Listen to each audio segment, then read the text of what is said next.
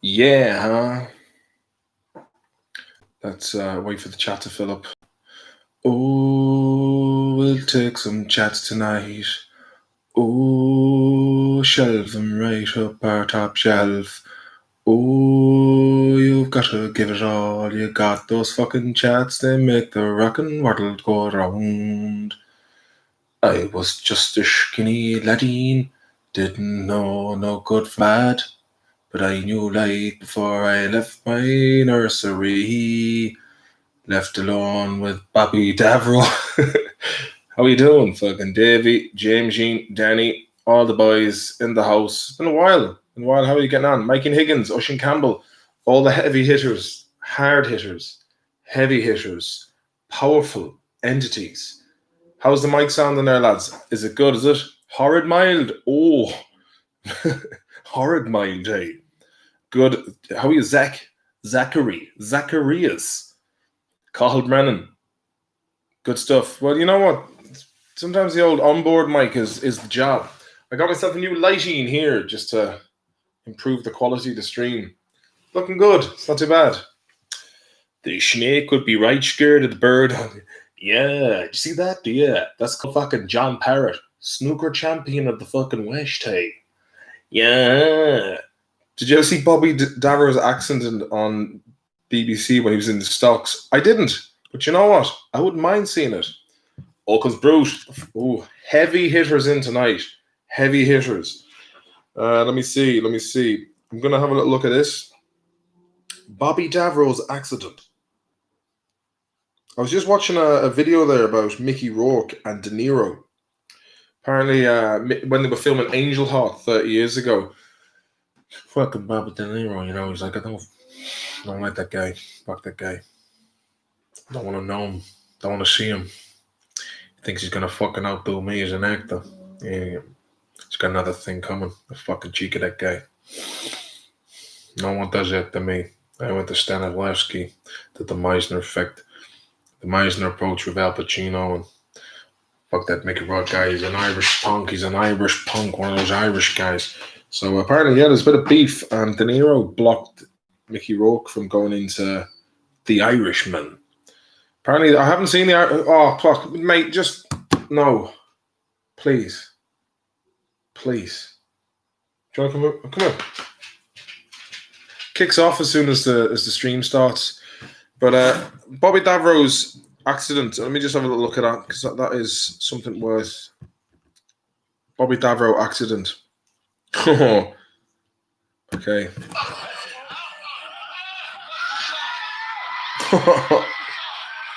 Lionel Blair.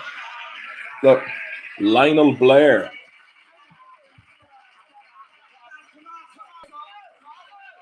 You wouldn't get away with it these days, would you? Oh, shit. Oh, my God. Shit, man. Yeah, I'll have to watch that again.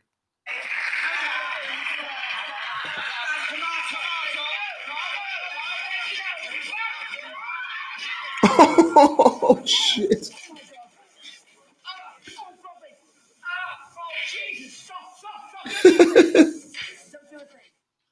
Oh, man, that's brilliant. Last minute, good idea. Pillory purchased by the prop buyer. Pillory assembled incorrectly. Pillory should have been designed as part of the overall production set. Yeah. Well, that's what happened. He got creased, man. There was a fair old creation going on. Bobby Davro ended up in EastEnders for a bit.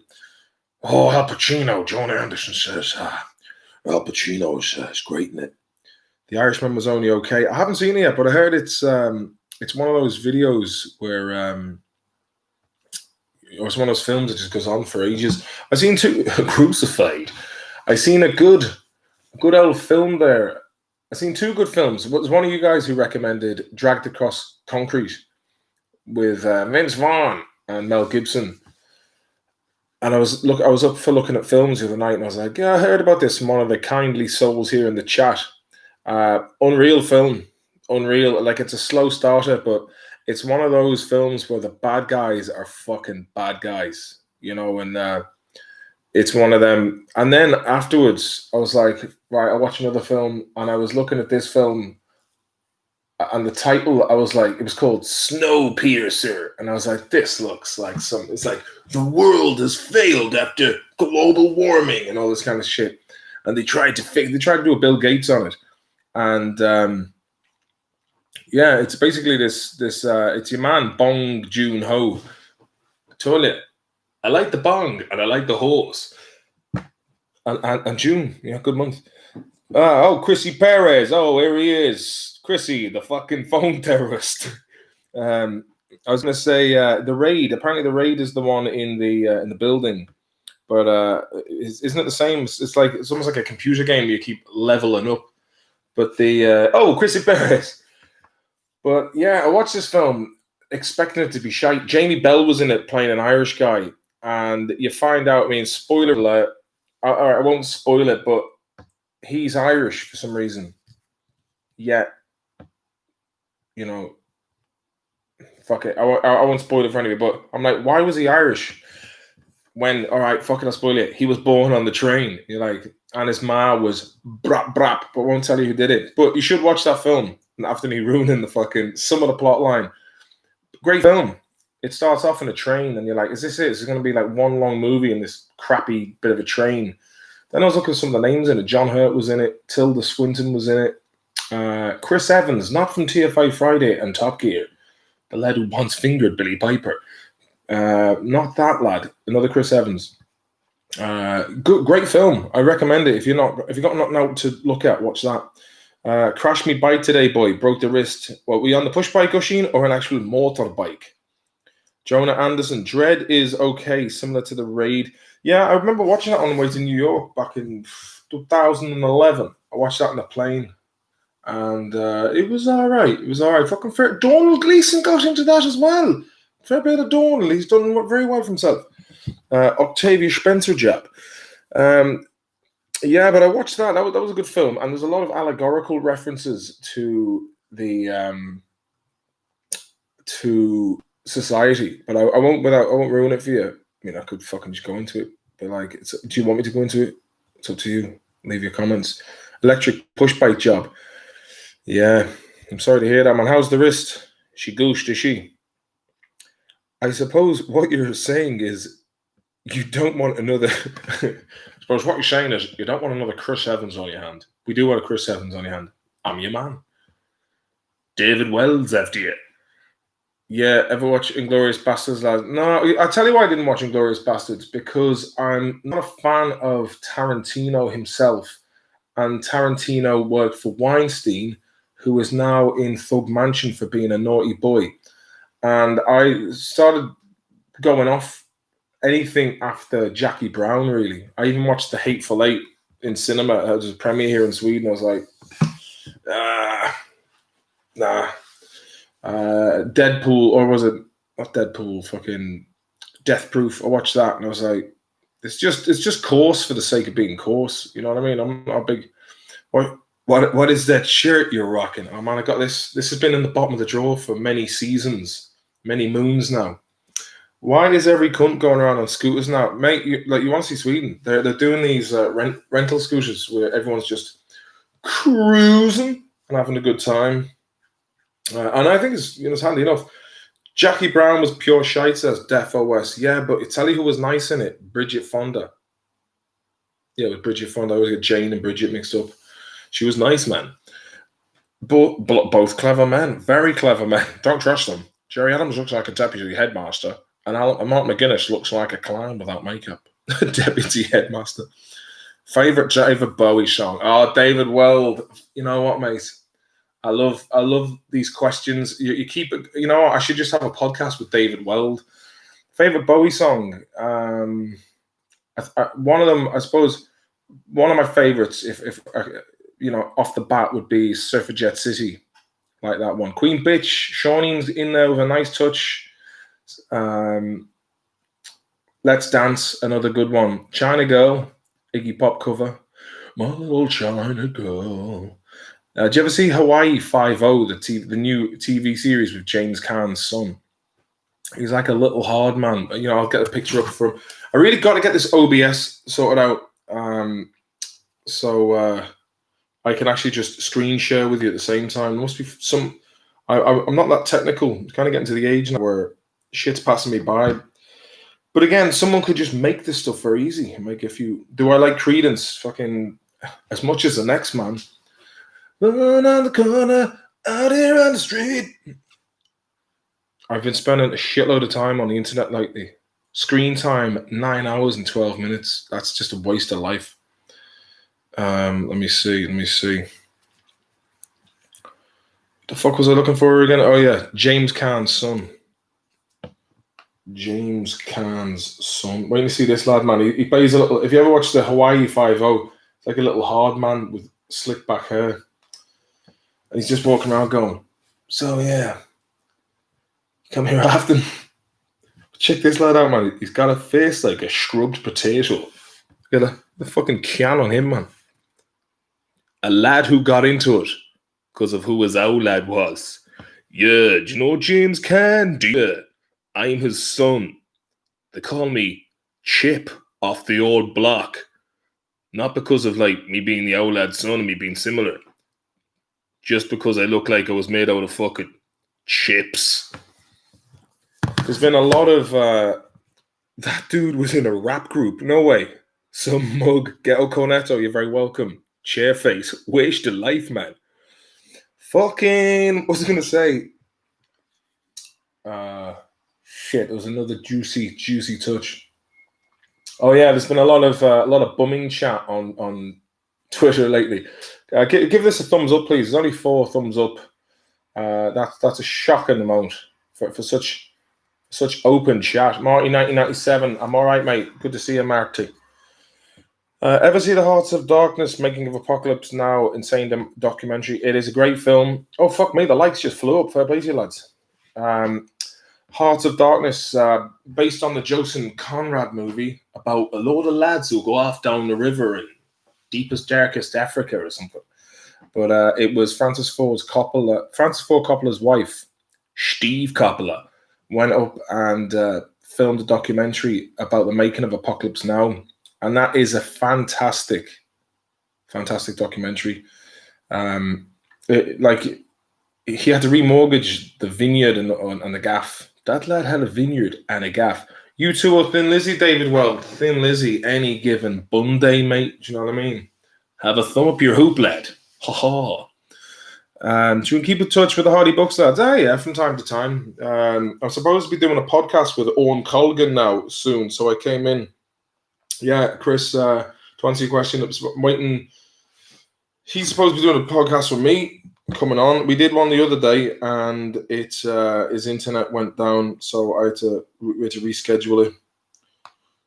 There's still no word back from him yet. Let's go later when the missus has gone to Bobo's around midnight. We'll do a juicy one, Harry. That means 1 o'clock my time. Hey. Can I have your Les Paul gold top for keepsies? Mate, that poor old gold top has seen fucking no action. The film is nearly unwatchable. As the Chairface says, that's in respect to Apocalypse Now? Yeah, I was, it's just a long one. Watched Defiance earlier. Decent. Daniel Craig movie. Defiance. Yeah, what's that? Is that about communist jobs, is it? Let me see. I was looking up retro Mayo jerseys, man. 44 beans. Is it worth it? I suppose it is, you know what I mean? But at the same time, but the old COVID, the fucking funds are tight. Yeah, so it's the times are hard. Oh yeah, it is. I think.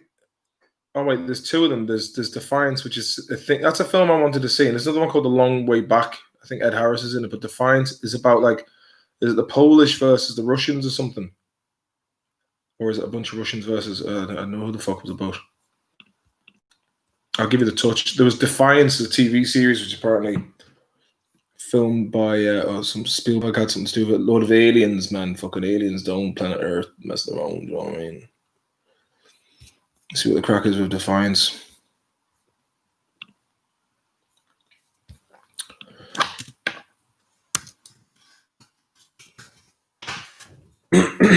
Everything that's no, it's not. Yeah, okay. It's the occupation of Belarus by Nazi Germany. Fair dues. And in Swedish, it's called Motstånd. There's another one though called The Long Way Back as well, which is Colin Farrell was in that. He's going, I'm trying to get all the way back from fucking Gulag and Siberia and all. The Long Way Back. Gotta get into watching more films. I spent too much time watching shite on YouTube, unfortunately.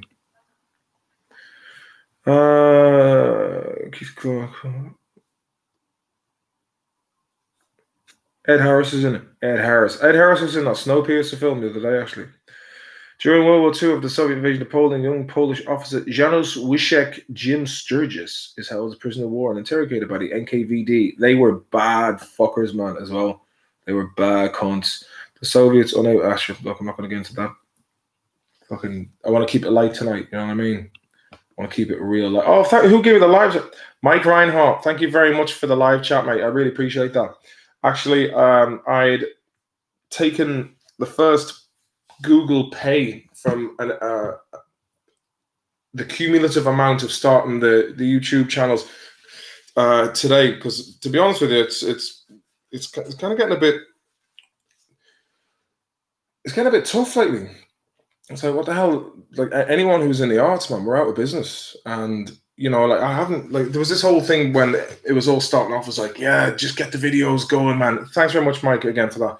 But it was always like, yeah, we get the videos going on Facebook and Instagram. Everyone's going to be, you know, watching all that kind of stuff. And after a while, you're like, what's the point? If like, I've barely picked up the guitar in months, man.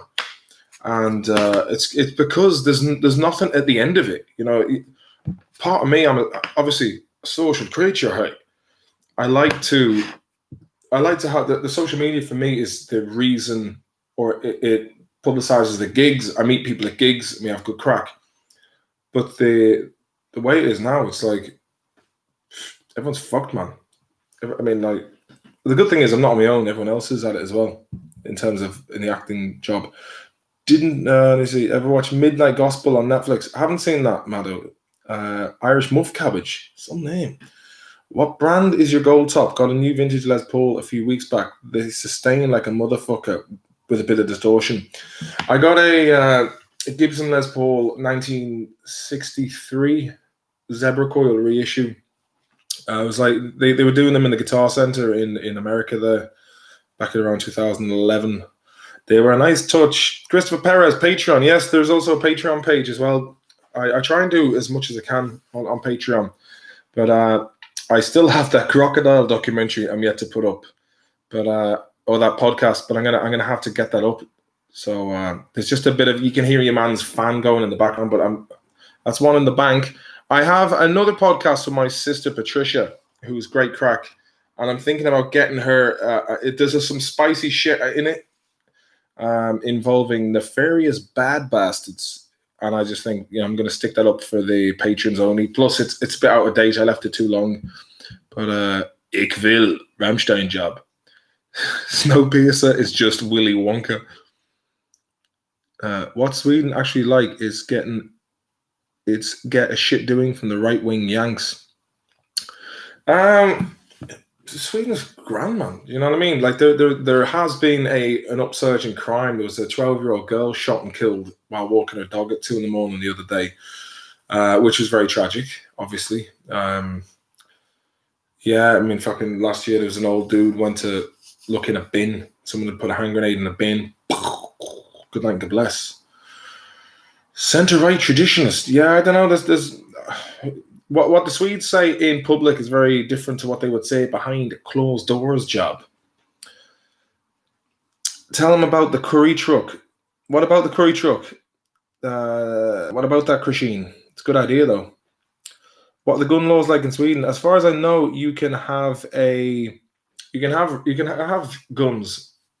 I think you can have pistols. My ex-girlfriend's dad used to work for a thing called Criminal Vård, and they used to take criminals out of the countries. And he was a funny dude because he had this like real soft-spoken Oxford English, and he would say, "Yes, my colleagues and I, we took out this guy. He was a big Finnish gypsy, and he was in the cell, and my colleagues were having a lot of problem. He was a big guy. I said to him, I come in and I said, okay, we do this one or two ways. Either you come with us and you walk out, or I split your head like a melon with this club. And he came out. My colleagues had a hard time with him. He'd smashed these glass lights with his fists. His fists were bleeding, and he knew I didn't fuck about. He told me another story where he was in town and there was a Hammarby football match on or something, or Djurgården, and this big lad lifts him up and he goes, "What's your favorite football team?" I said, "I don't have a football team." He goes, "I'm going to ask you again for the last time. Who is your favorite football team?" So I simply grabbed my camera and I smashed it in his face. He let me go, and I didn't tell him what my favorite team was. But he was a good dude, man. He was a hard lad he was a mild-mannered hard lad who looked a bit like Daniel Craig. Where in Sweden did they put all the refugees? I think a lot of the refugees were just kind of like spread out around small. They just kind of sent them to asylum centers, and quite a lot of them ended up in big cities as well. I'm not quite sure what the crack is, to be honest. But there's a lot of, like, I suppose, disused hotels, or like half capacity hotels, and they put them up there. Jimmy Nails after you. Just dropped in from Canada. Loved your character and Vipers on the Hardy Books. Travis England, my man. If any of you haven't subscribed, please subscribe. I'm sure most of you have at this stage. Ryan O'Reilly, doing well, having a smoke, and looked like a good place to stop by her. That's the buy. I don't miss that. You ever been up in the far north of Sweden?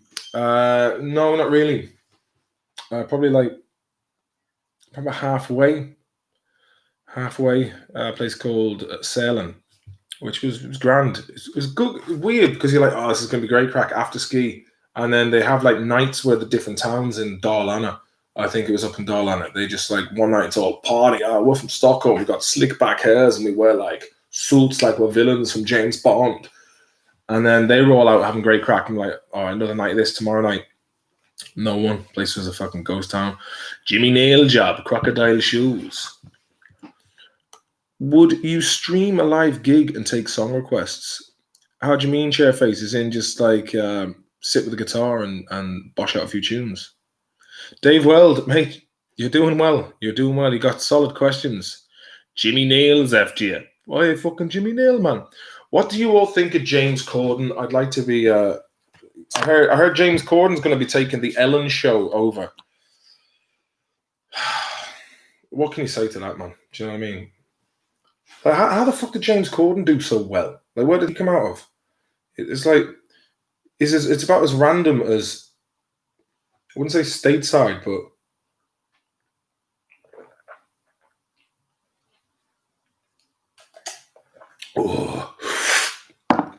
it'd be like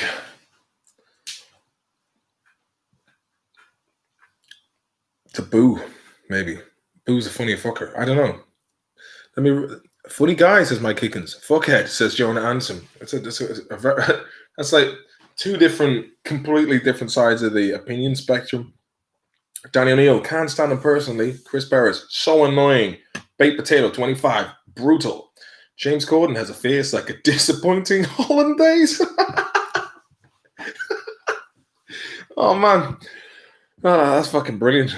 Daft Punk is a maybe. Brian Kennedy is confirmed. He's just a typical what? He's just the typical fat wannabe funny guy. A Rongan, says Connor M. What are you drinking there, lad? An old Piston Head. Haze Lager. The Eddie Durkin podcast, brought to you by Piston Head Haze Lager, unfiltered beer for your refreshment. They're great cans, man. €1 each, give or take. Who's the funniest, Jeremy Corden or James Corden? No. He's fairly irritating, to be honest, man. There's a petition to get Eric Andre to take over the Ellen show without changing the name, I'll have to add. That'd be brilliant, man. Get Eric Andre to just and behave in the same way he would on the Eric Andre show. Here, check this out, hey. Whoa, nah, that's a bit more like you've been in a doctor's surgery. Ooh, taking the mood down a bit. Taking the mood somewhere else. Ooh, Paul McGrath. So what's the crack? You can change the intensity, can you? That's not doing a fuck. Look at that. Fucking science fiction job. It's the brightest we got there now. What else is there? Crank that up. That's a cold looking one now. Things that just got cold. We love chubby lesbians like Corden here in the States. Melody Pugh, how you doing there, love? You're all right, love. You're all right. Yeah, I'll put the soft light on for Melody Pugh. Shawnee from Chicago says, Corden looks stuck halfway towards agenda change and decided to stop. He stopped before it was too late. We've got to get you some sponsors. Hey, Chris, if you know some money men over there in America, man, like if I had sponsors, like at the moment, like if I had all the tech and all that stuff, I'd just be boshing it out all the time. If I figure out how to make like OBS videos, it's not like I've watched tutorials a couple of times. I just find it, I'm not like, like Aspergic, like say Tordoff is. That dude is just like, he would spend most of his time in a bedroom fixing all these things, whereas I'd be out and about hanging out with people. I'm more of a social person, whereas I wouldn't be as technical as lads like that, let's say. Fair play to Jamie J. Carr. He seems to have it down. But in fairness to Tordoff's technical ability, you cannot fault him. All the mums would fucking, what was this? High-tech stuff on this stream. Ryan O'Reilly knows the crack. Let me see. James Corden should be used as soundproofing so we can listen to sounder people. Were you there in the Reek Sunday? I wasn't. What was the crack on the Reek? A couple of lads with beads, barefooted, up the stones job. I haven't considered TikToks, David, because it's like when I remember years ago when Vines came out and it was just a thing. It was like high production value Vines. I was like, fuck this, man. Fuck this. Same with TikTok. It's all owned by Chinese spy jobs. Yeah, Eddie Durkin should be prime minister. Imagine that. You'd just be like, you want hard lads in. Like I seen a picture of the Mongolian prime minister. I'll show you. Wait to see a picture of this lad. The Mongolian prime minister is the kind of lad you want just in charge of other lads. Stateside sent me some absolute filth. He'd been sending his Filipino girlfriend. I just said to him, fair play, you're a pure pervert. And I've got 45 unread messages from him. So that'll be interesting. Let me see. What are we looking at here? Mongolian barbecue job, yeah?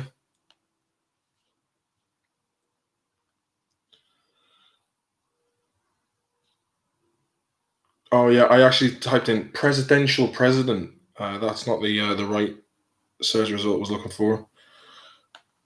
President of Mongolia. Wait to see this lad, man. He's an absolute unit. This lad doesn't fuck about. Here, look at this. This lad's on the fucking stegs. Look at that. Look at that's the kind of lad you want to send into a meeting full of soft, buttery old bastards in suits. Someone gave me another chat today. Who's this now? Oh, Cathal Brennan. Thank you very much, mate. Appreciate that. I really do. The more chats I get, the more I can justify time on here. Because there's not much else in the pipeline with the way the acting world is going.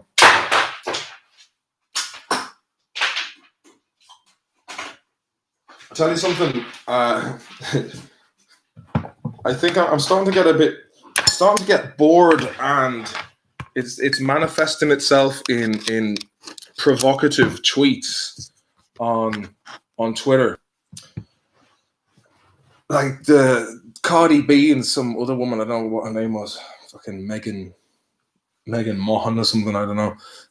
They'd done some music video, and I was like, I bummed the pair of them, and I'm throwing things out, and I'm looking for, but then I realized it's to my own fucking followers who are looking at this, so that like if they're following me, they're generally sound, but I'm also looking for a good laugh. I wrote a tweet today. So this is about this productive as I am at the moment, spend too much time on that fucking cesspit of a platform. But I wrote something like, have you ever heard of, did you ever watch that film, Scott Pilgrim versus My Rock Hard Dick? It's basically, was it, all of the most annoying presenters in RT lined up against the wall and bummed while Michael Cera watches on Skype. I didn't get the reaction I was looking for. Didn't get the reaction for that. Well, sodomize them all. Let God sort them out. What was the best year of your life? Jeez, that's a good question. I've had some solid years, to be fair. I don't know. I'd have to give that a bit of a lament. I'd have to do an episode all on its own. You know, in fairness, like there's a lot of great times in the adult years, but I'd say it would probably be around when you're about like 5 or 6, and it's like Christmas, birthdays, you know, and things. You know, the wonder of childhood is. I often stated that the older you get, you change wonder for knowledge.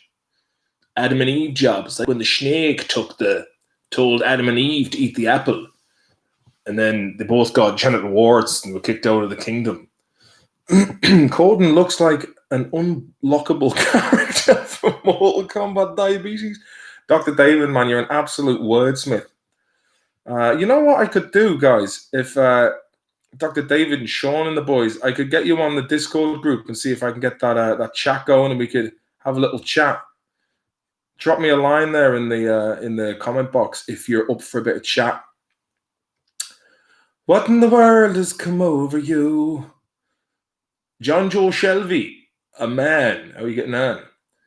But that was a great Dr. Corden looks like an unlockable character on Mortal Kombat Diabetes. Brutality. He's just like his fucking pancreas was given a dwish. A new lineup of Hardy Books episodes would be really swell in this austerity. Oh, mate, Charlie Vogt, if that or Vogt. Oh, who gave the super chat? Opie Taylor, green and red mayo, I can see it still. Thank you very much, Opie, my man. You are a very kind sir, and I appreciate all. I know it's hard times for us all, and I really do appreciate that, mate. Thank you very much to Opie Taylor there for the super chat. Let me see. When the world was magical, says Daniel Hertzler, all the way up there in Alaska. Funny enough, I was talking to Sean yesterday on the phone about Alaska. Was it me and you yesterday, Sean? We were talking about Alaska.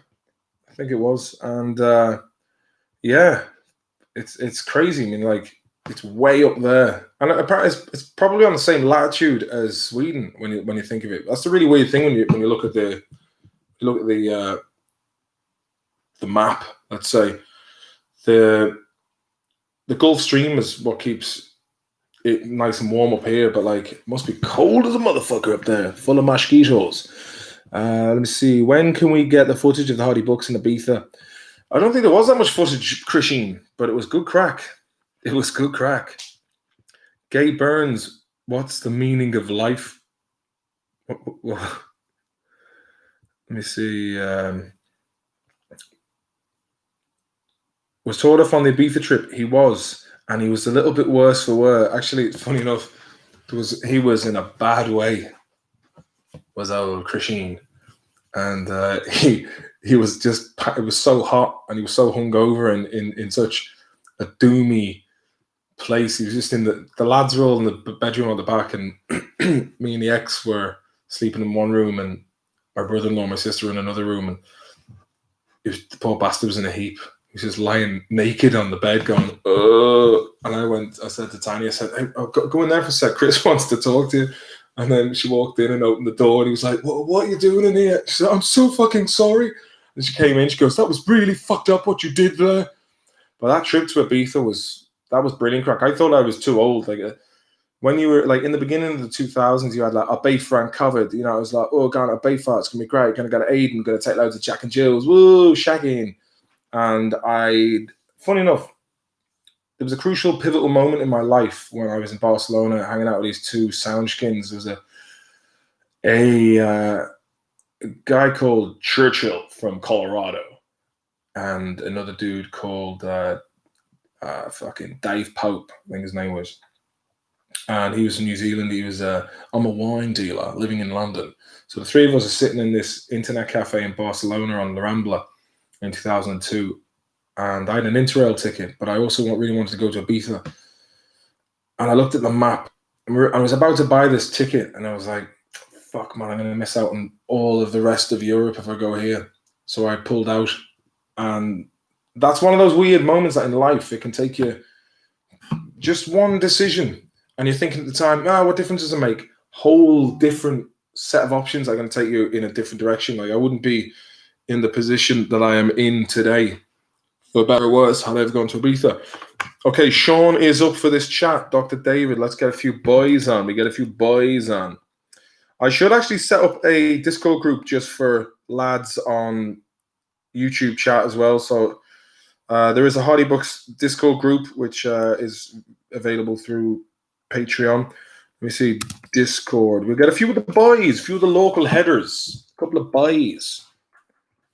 The name of the chat group is called Hard Zones. Get a few boys on, a few boys. Would it be better for me to put this through the computer, or should I do it through the phone? Answers on a postcard, please. I'll try it on the Hard Zones. No, that's not the one. Let me see.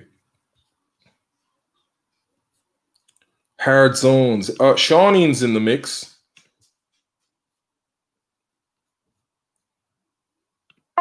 Bear with me now. Bear with me. Oh, Shawnee from Chicago. Are you there, are you? Are you there, lad? Oh, no, it's the podcast live. Oh, fuck it, I know what I'm doing here. I really wish I wasn't so shite at technical things. Microphone access is denied. Fucking hell, man. I just want to get... I don't really... Bear with me now. This is laborious as a ma. Hard zones. There we go. Unmute. Yes, hello. Oh, Shawnee, do you hear me? Yeah. What's up? How you doing, baby boy? Chilling like a villain. Oh, Dr. David. Well, Dahi, are you well? The crack. any crack with you? Yeah, no, I'm just my mom and dad just put me to bed, so. Yeah? Have they given you a bottle of soy milk? No, they gave me no, I don't have anything. I gave my best in the chat earlier, so like I'm just a bit fucked now. Yeah, fair enough. Fair enough. You know what I'll do? I'll just join this on the phone. We'll do it like this. Speakerphone job. How's that? Do you hear me? Yeah. Sound. Yeah, not the loudest, but good lads all the same. To see some of these, I'd love to get Paulie Walnuts to whack James Corden live on the Late Late Show. Hey, he had it coming. Oh, Stugatz, Moron. It's over for the little man. Can't Eddie have his own show? Do you know what? Mike Higgins, I've actually been thinking I could probably get enough people over here in Stockholm to help me produce a spin-off. It would be like Joey from Friends when he went out to Los Angeles. It was great crack. And all right, lads. Yeah, right. David, who was your favorite character in the in the Joey show? I liked Chris Akabusi's cameo. Chris Akabusi was it was poignant, and to be honest, I think at that point the show jumped the shark. I suppose it did. Tell me this, Dave. Have you got a window open there in the background on the chat? We're getting a touch of feedback there. I have my oh shit, sorry. Now we're talking. Obie Taylor likes that idea of the. Do you know what? I was thinking to myself, I wonder if I just said to you guys, right, give me 6 episodes of Hardy Books in terms of what themes I write them down and I just go, fuck it, I'm writing 6 episodes and fire away. And then let the chips fall where they will. Yeah, I think if you do it on spec, I think on spec, yeah.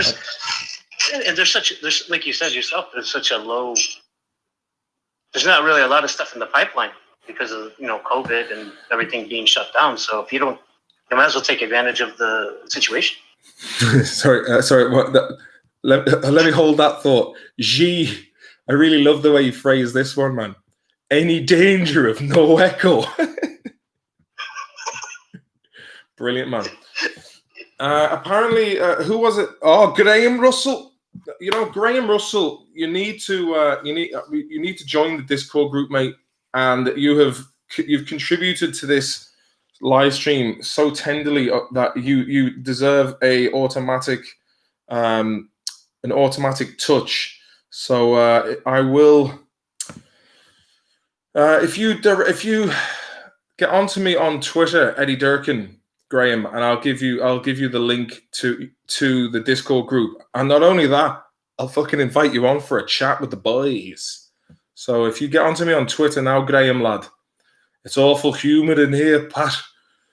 Where was I? So but look, there could be an Eddie Durkin spin-off here because there's loads of good Irish characters over here living in Stockholm that I'm mates with. There would be locations. I mean, I was actually thinking it could be funny. They're building this Corona Bridge. We call it the Corona Bridge because it's this big bridge that was made in China, and a massive one of those big boats came over and dropped it into Slussen in town, and they lifted it off the ship and assembled it. But there's a load of Irish lads I know who are working on that bridge. So you could have Eddie Durkin goes over to work on the Corona Bridge for ICDS. And so you could get Robbie O'Schnochter would be in it. I know loads of people would be in it, so I should probably just sit down and fucking write it and then get it produced, because I know a couple of people who'd be up for it. Fly a few lads in, get a few Swedish actors in it, and be like, look, I know you guys are top boys here in Sweden, but you don't know the meaning of what you're getting yourself into. And then they'd be like, yeah, talk to my agent. I'm like, listen, you'll get a touch on the back end. Let's just make it happen first. Where's Buzz? Let's give that. You could go meta, actually, Martin. And you could, you could have it about you trying to become or Eddie trying to become a stand-up comedian, trying to get his podcast off the ground. You're having a bit more of a echo there. Sorry, mate. Oh, maybe. I know why it's maybe. Well, saying that Sean's wasn't through. I know. I mean, Eddie Durkin doing stand-up, like, got into the old stand-up in one of the most unfunniest cities in the world. Yeah, I've done stand-up in Stockholm, man. Fuck me. It was just. What's that like? It's going to be a grim audience. I mean, they're such a reserved. Well, the thing is, existentialist people. Like, no disrespect, a lot of them are on. They're either on the. You've got a different strata. You have lads who are doing really well, and but they're doing really well in Sweden, and they might go to a couple of comedy festivals, like, or maybe they've done a few little tours in America. And they drop into. What's the Swedish joke? What's the Swedish joke besides a meatball? Well, or something about IKEA. I don't know. Like, okay, there was this one. I mean, I have no idea how they get on. They all. I mean, I don't mean to make generalizations, but they all just seem like, what is life worth? We're all going to die. No, it's just very tame. Do you know what I mean? And it's like I like to shoot from the hip and just be mad and like not surreal, but just a bit kind of random, spontaneous. But all these people have their same bit they do every week, and then you get the bigger comedians who they just drop in just to test out new material, and it's a bit like, hey, look at us, we're doing it all the time, cool, cool, and they'll mention some political trope that most people agree with. Do you know what I mean? Like, you'll never hear anyone saying something controversial for the sake of provocation. Do you know what I mean? To really, no one pushes it to the limit. How many Swedes does it take to change a light bulb? Yeah. The Bellman joke on a podcast once. That's Swedish. Yeah, Bellman is I think he was a Swedish musician back in the day. He played the lute. He was fucking like Jimmy Page on the lute. David O'Reilly, do you have a PC over there? You know what? I don't have a PC, and I'm thinking about buying a PC just because of its. It's we were talking about this yesterday, weren't we, Shawneen? About the. Oh yeah. You can just do more with one, and I think this computer I've had is it's sturdy. She's all right, but anytime I try and do the old OBS on it, it sounds like it's gonna just take off and fly out the window and crash into some lad's fucking van. Come to Uzbekistan, mad crack. Michaeline, are you really out in Uzbekistan? Fuck me. That's Uzbekistan. That's wild. That's the wild east. Well, I like that Mikey Higgins, Eddie's Euro trip. Yeah, There's a flashlight. You just made out with your sister, man. See this, boys. We have a film star amongst us. Who's that? Eddie doesn't know. That could be the jam for the movie. Eddie doesn't know. He doesn't know what. No. Have you ever seen the movie Euro Trip? Oh, yeah. Is that the one where they go to England and for some reason fucking Vinnie Jones is a Man United supporter and there's like, yeah, I've seen that and it just fucking ruined it. But at the very beginning, there's a cameo by Brad Pitt. Doing a song Scotty doesn't know about his girlfriend cheating on him. No way, Brad Pitt did a cameo in that.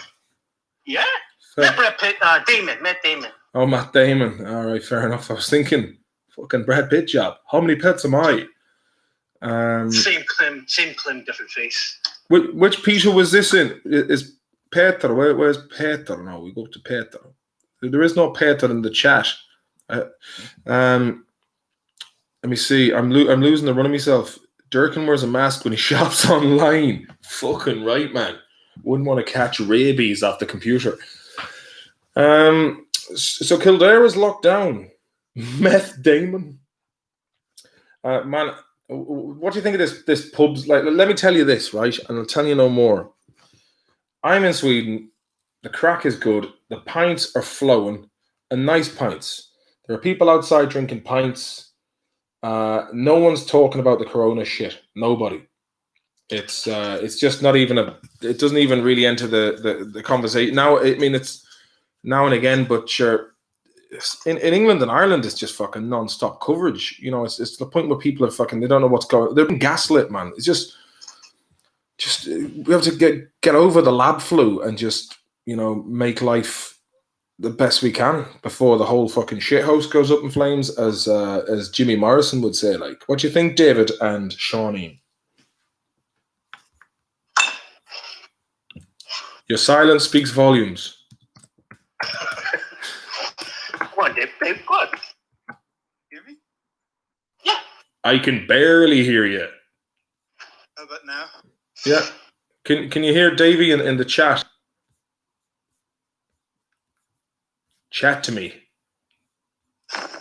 Talk to me. Talk to me. Test. Graham Russell. Yeah. Graham Russell, snapping at the heels of a Rottweiler. We got it. If you can drop me a line, Graham Russell, we get you into the old Discord group, lad.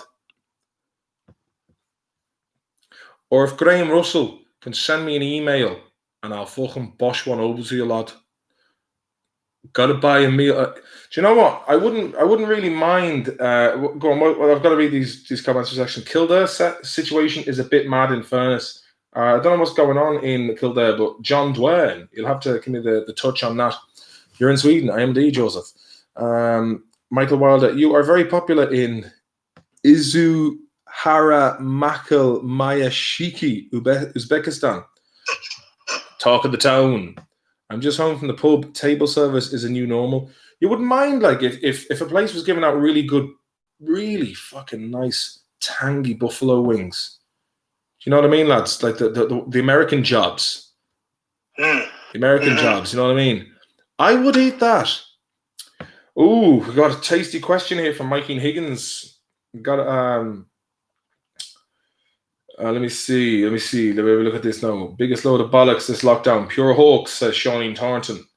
What about the Beirut explosion? Well, the Beirut explosion, no, Mikey. I've heard a couple of different touches. I've heard that there was, what was it? You sent a link on the Discord group there, Sean, saying that it was 27 tons of ammonium. 2,700, almost 3,000 tons of ammonium. Why would they have... See, look, here's the thing, right? Why would you have that by the port? Apparently, I've heard that the port is basically the only way of getting produce into Lebanon. And it's, you know, like, I don't know, I've seen a video then of I don't know if it's real or not, if it's been doctored, of a missile going, basically the fire had started and then a missile comes and boom. Fucking, do you want to care to elaborate on that? King of the cage. I don't know. That seems a little bit. It's obviously possible, but it doesn't seem probable. But Dave 93 says Israel targeted a Hezbollah weapons depot. Now that's something I could get behind.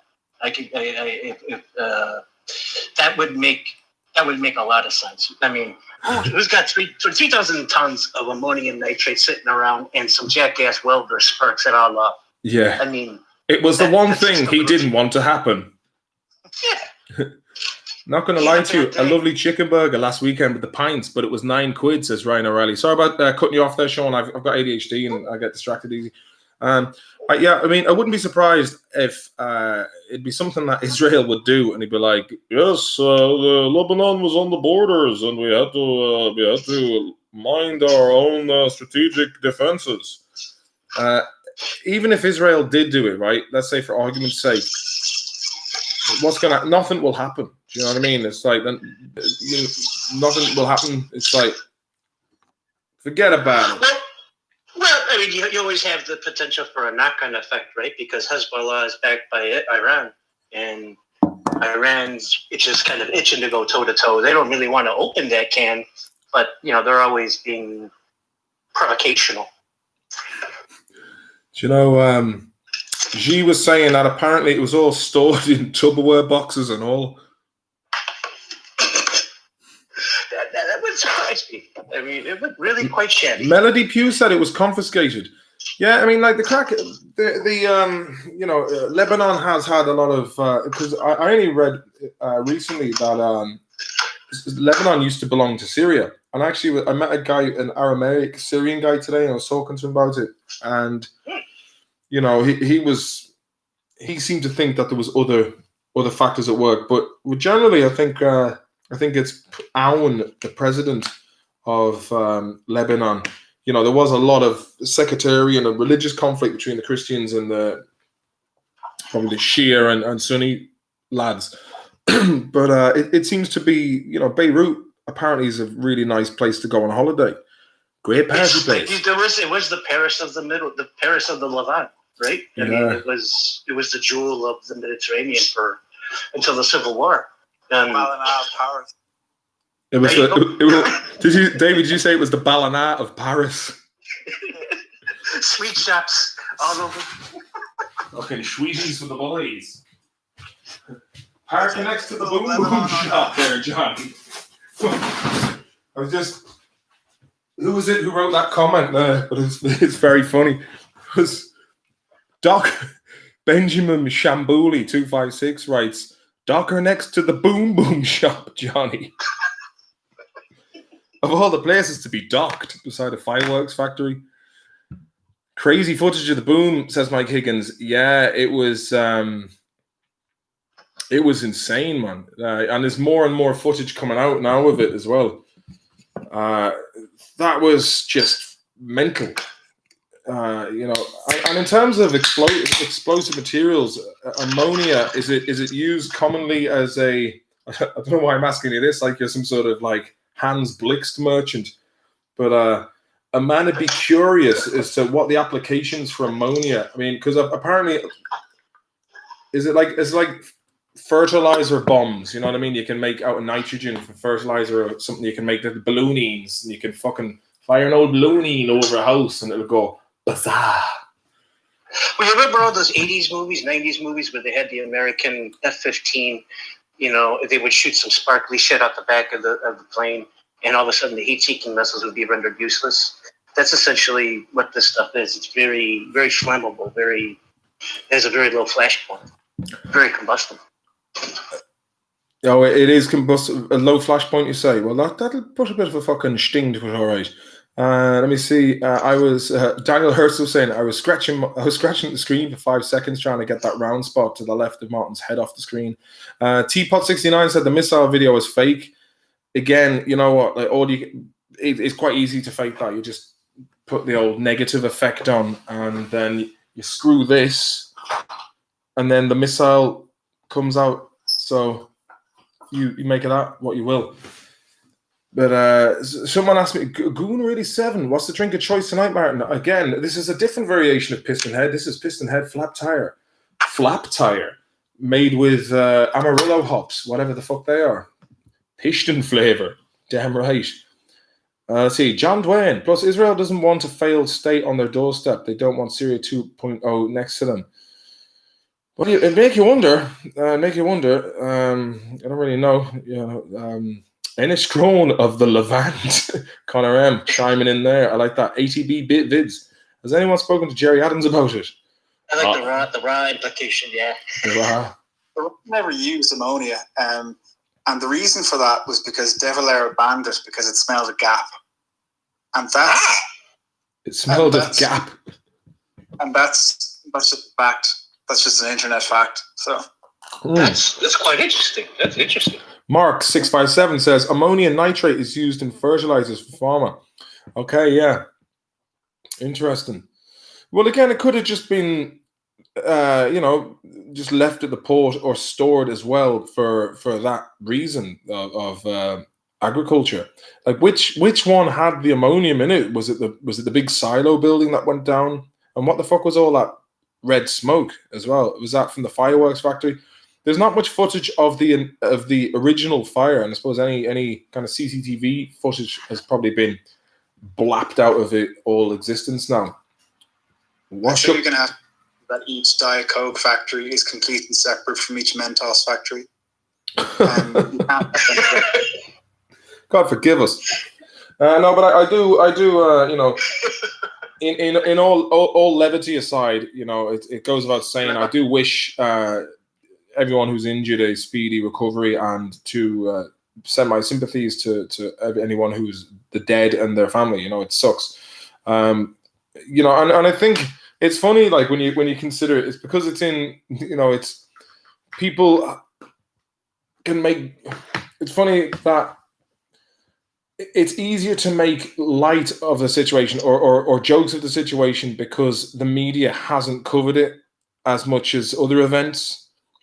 Because there's certain topics, let's say a few weeks ago, had you have made any jokes, it would have been like, what are you doing?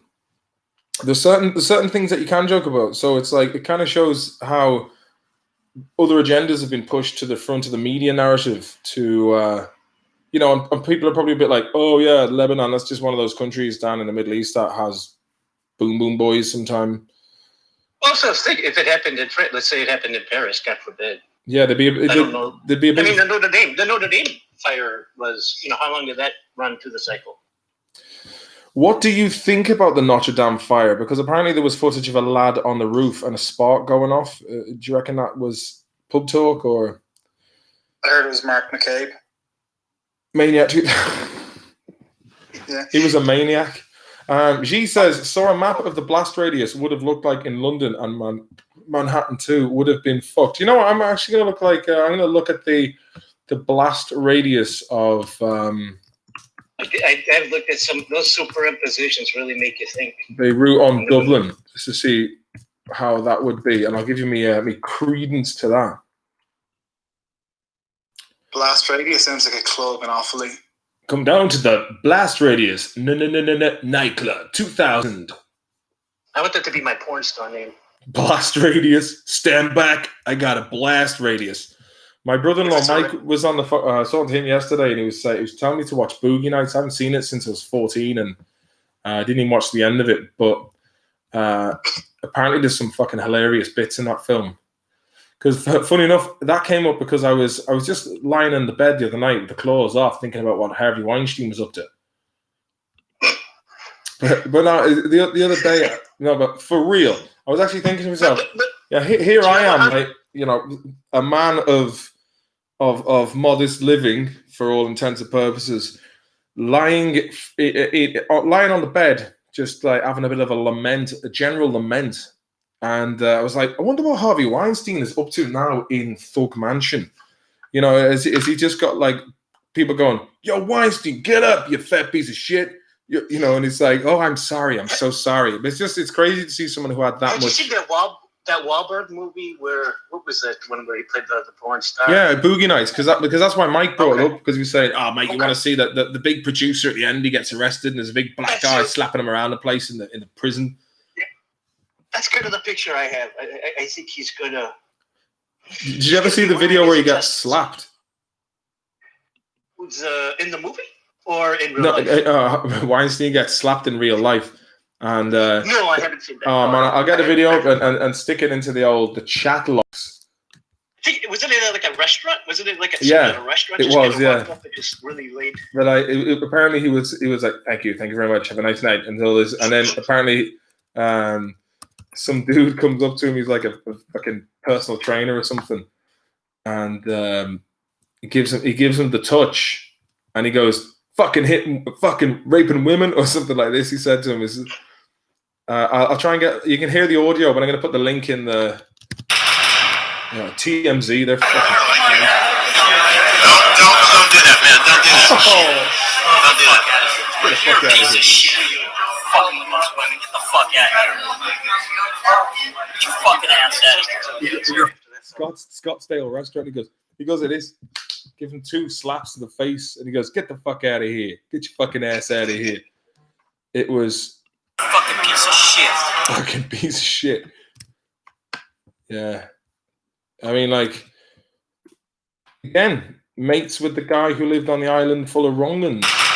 The island of Dr. Manonce. Where are we now on the old live stream job? Here's this. Have a little look at this. Well, okay, strange coincidence. Well, where we got up here now? I'm going to read some of your power jobs. Schleiracks and Maskell's involved. For folks. Let me see. Anyone think the Lebanese bride had a lovely rack? Asks Occam's Brute. She was well stacked, fair play to her, and I wish her well on the honeymoon. Can you make some big ass bombs of that shit? I guess you can. Ammonium nitrate is the main constituent for OFR piccalilli.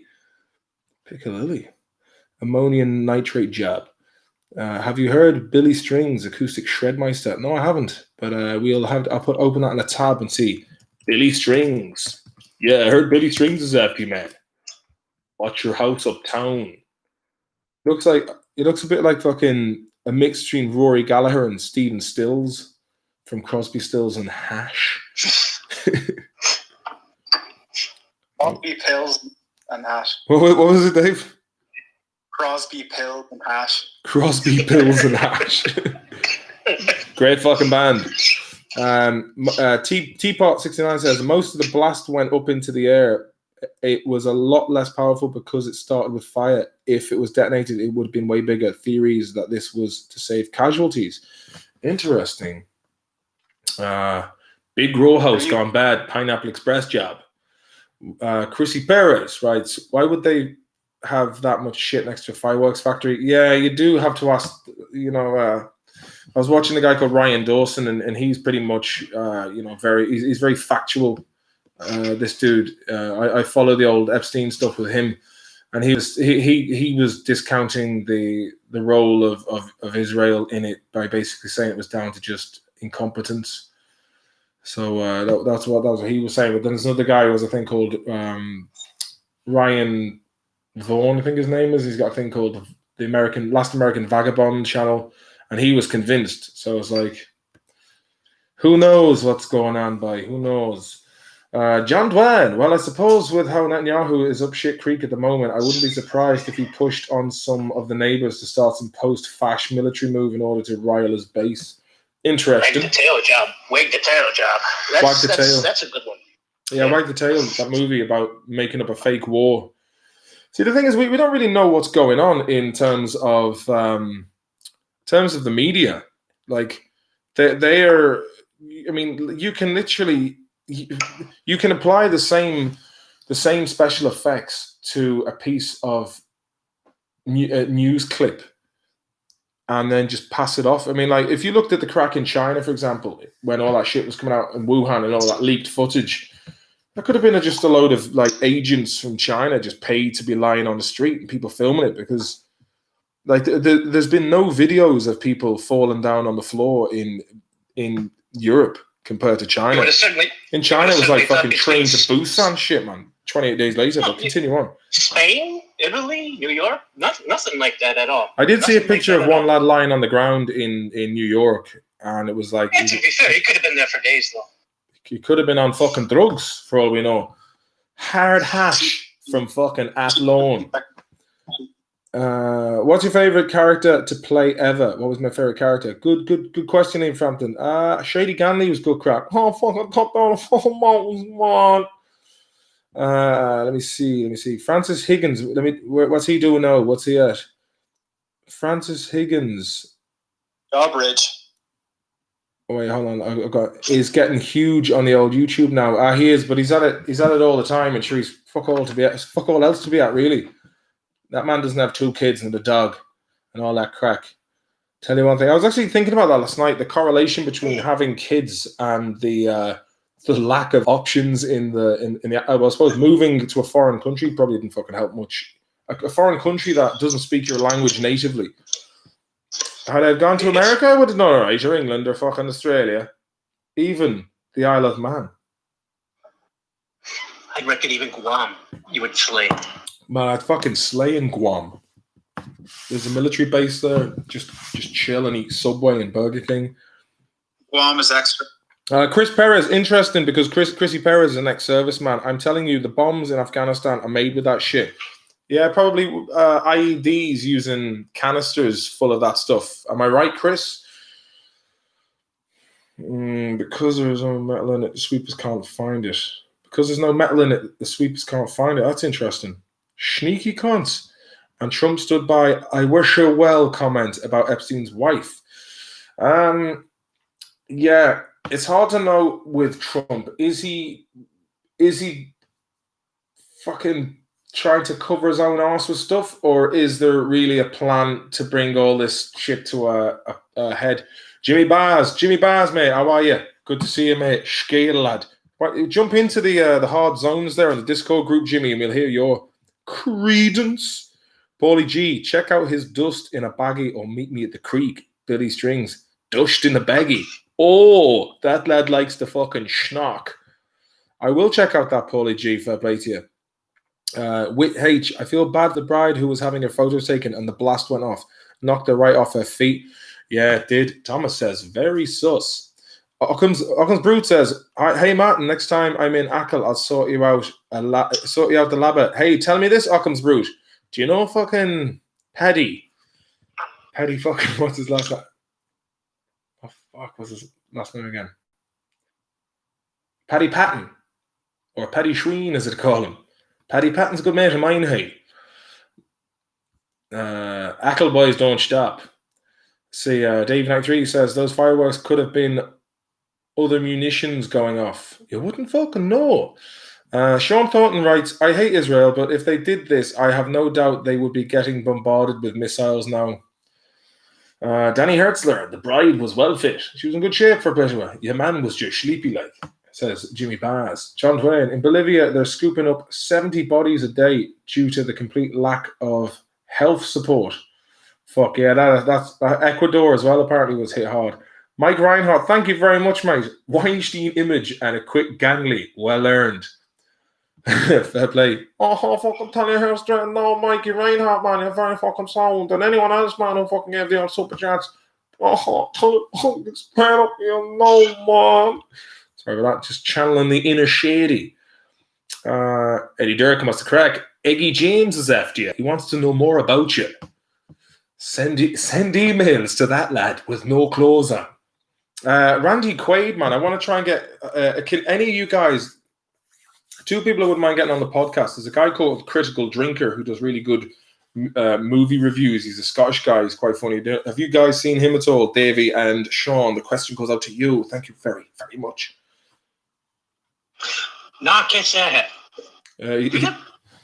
he does some good stuff, man. And the other guy, I was thinking about Randy Quaid, Dennis Quaid's brother. I actually might be able to get a hold of him somehow. Any of you guys, if you want me to get these dudes on the show, help me out, man. But if we can get Randy Quaid on, Randy Quaid apparently thinks, and he wouldn't fucking know because there's a lot of shady cunts out in the world. He reckons David Carradine, Chrissy Penn, and Michael Jackson were all bumped off by a legal attorney. I won't mention the name because those American cunts are litigious. And apparently they were getting people bumped off and doctoring some of their estates to get money. Don't know what the crack is there, but it would be interesting to hear more from Randy Quaid. And not a lot of people know this, but fucking Randy Quaid saved humanity against the aliens when they did come down to the planet back in 96. And Will Smith, fair play to him, he has very pointy ears like Panthro from fucking Thundercats. Fair play to Will Smith. He was also on the island. Yeah, but to be fair though, he did kind of pimp out his wife there. He pimped who? Will Smith pimped out his wife. Well, he didn't quite pimp her out, but they were on the outs, and somebody else kind of hopped into bed with her, and it's just coming to light now. And he said, "I'm okay with it. I'm okay with it." Wow. Yeah. Hey, tell him to send her over here, and I'll give her the touch. She's quite nice. Yeah. Eddie and Shady do Europe, man. Imagine that. Eddie Durkin and Shady Ganley. That's a fucking brilliant idea, Mikey Higgins. Eddie and Shady do Europe, a double team of Shady Ganley. You'd be like, fucking go down fucking Bratislava, man. You'd be like, what are you on about, man? What, Shady? What are you talking about, man? Fucking Bratislava. We're in fucking Swansea. And you scare like, can you hear me now? Oh, Jimmy Baz. What's crack much? How was it going up there in fucking Hartlepool?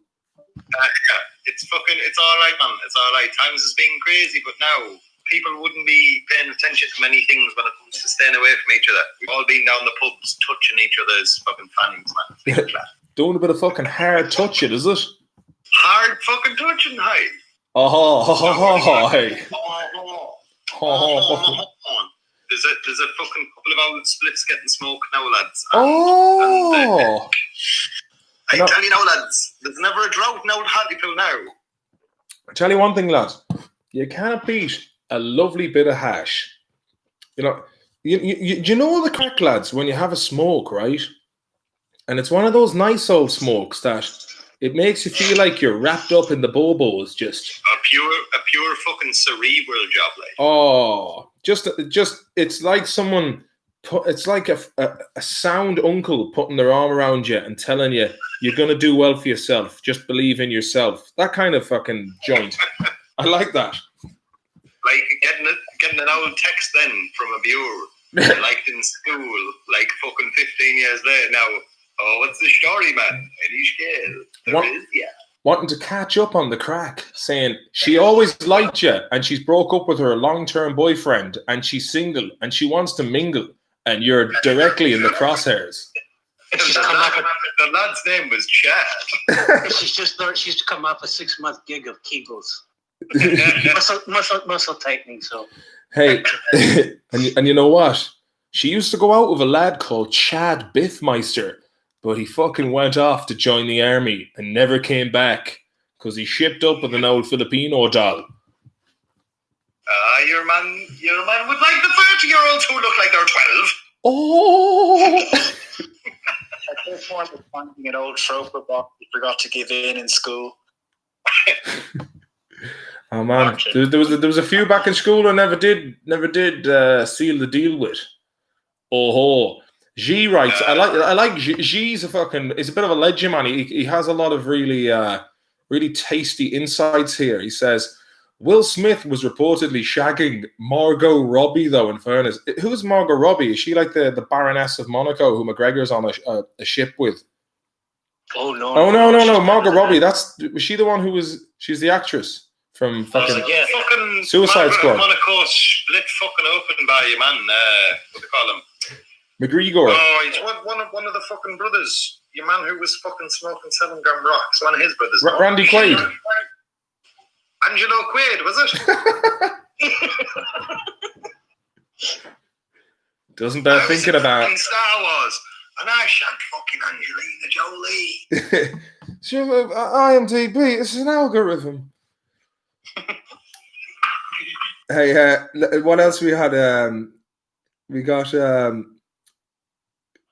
Dara Dean. Won't believe how finds out he's English. Dylan Penders knows the crack. Kevin E. Murphy. He called them He called them a-holes too. I don't know what that's about now, and I missed that bit of the chat. Krista Perez. He has an open relationship with Jada. I bet he fucking does. They've been banging other people for years. That's fucking Hollywood all over, man. She had an entire. Oh yeah, sure. It's the land of sham. Each other the whole time, and they'd be there swapping blood in vials for conspiracy theories around the Cronerd, and Yeah. And the evil boys now in Hollywood now. Oh, evil, fucking bad bastards. I'd say Spielberg's a wrong'un. Spielberg's the wrongest of the wrong men. Yeah. Sure, his name's the Mountain of Play, like. Play Mountain. He's playing people on Mountain. He was hanging out with fucking Michael Jackson, talking about fucking young boys who are lost. James Gunn and himself were talking about fucking Nambla on Twitter.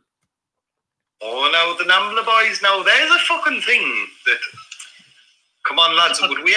Would we ever rally the fucking Discord to be sending emails to Nambla now? Oh, rally the troops. Hey, Dylan Penders has come up with one here.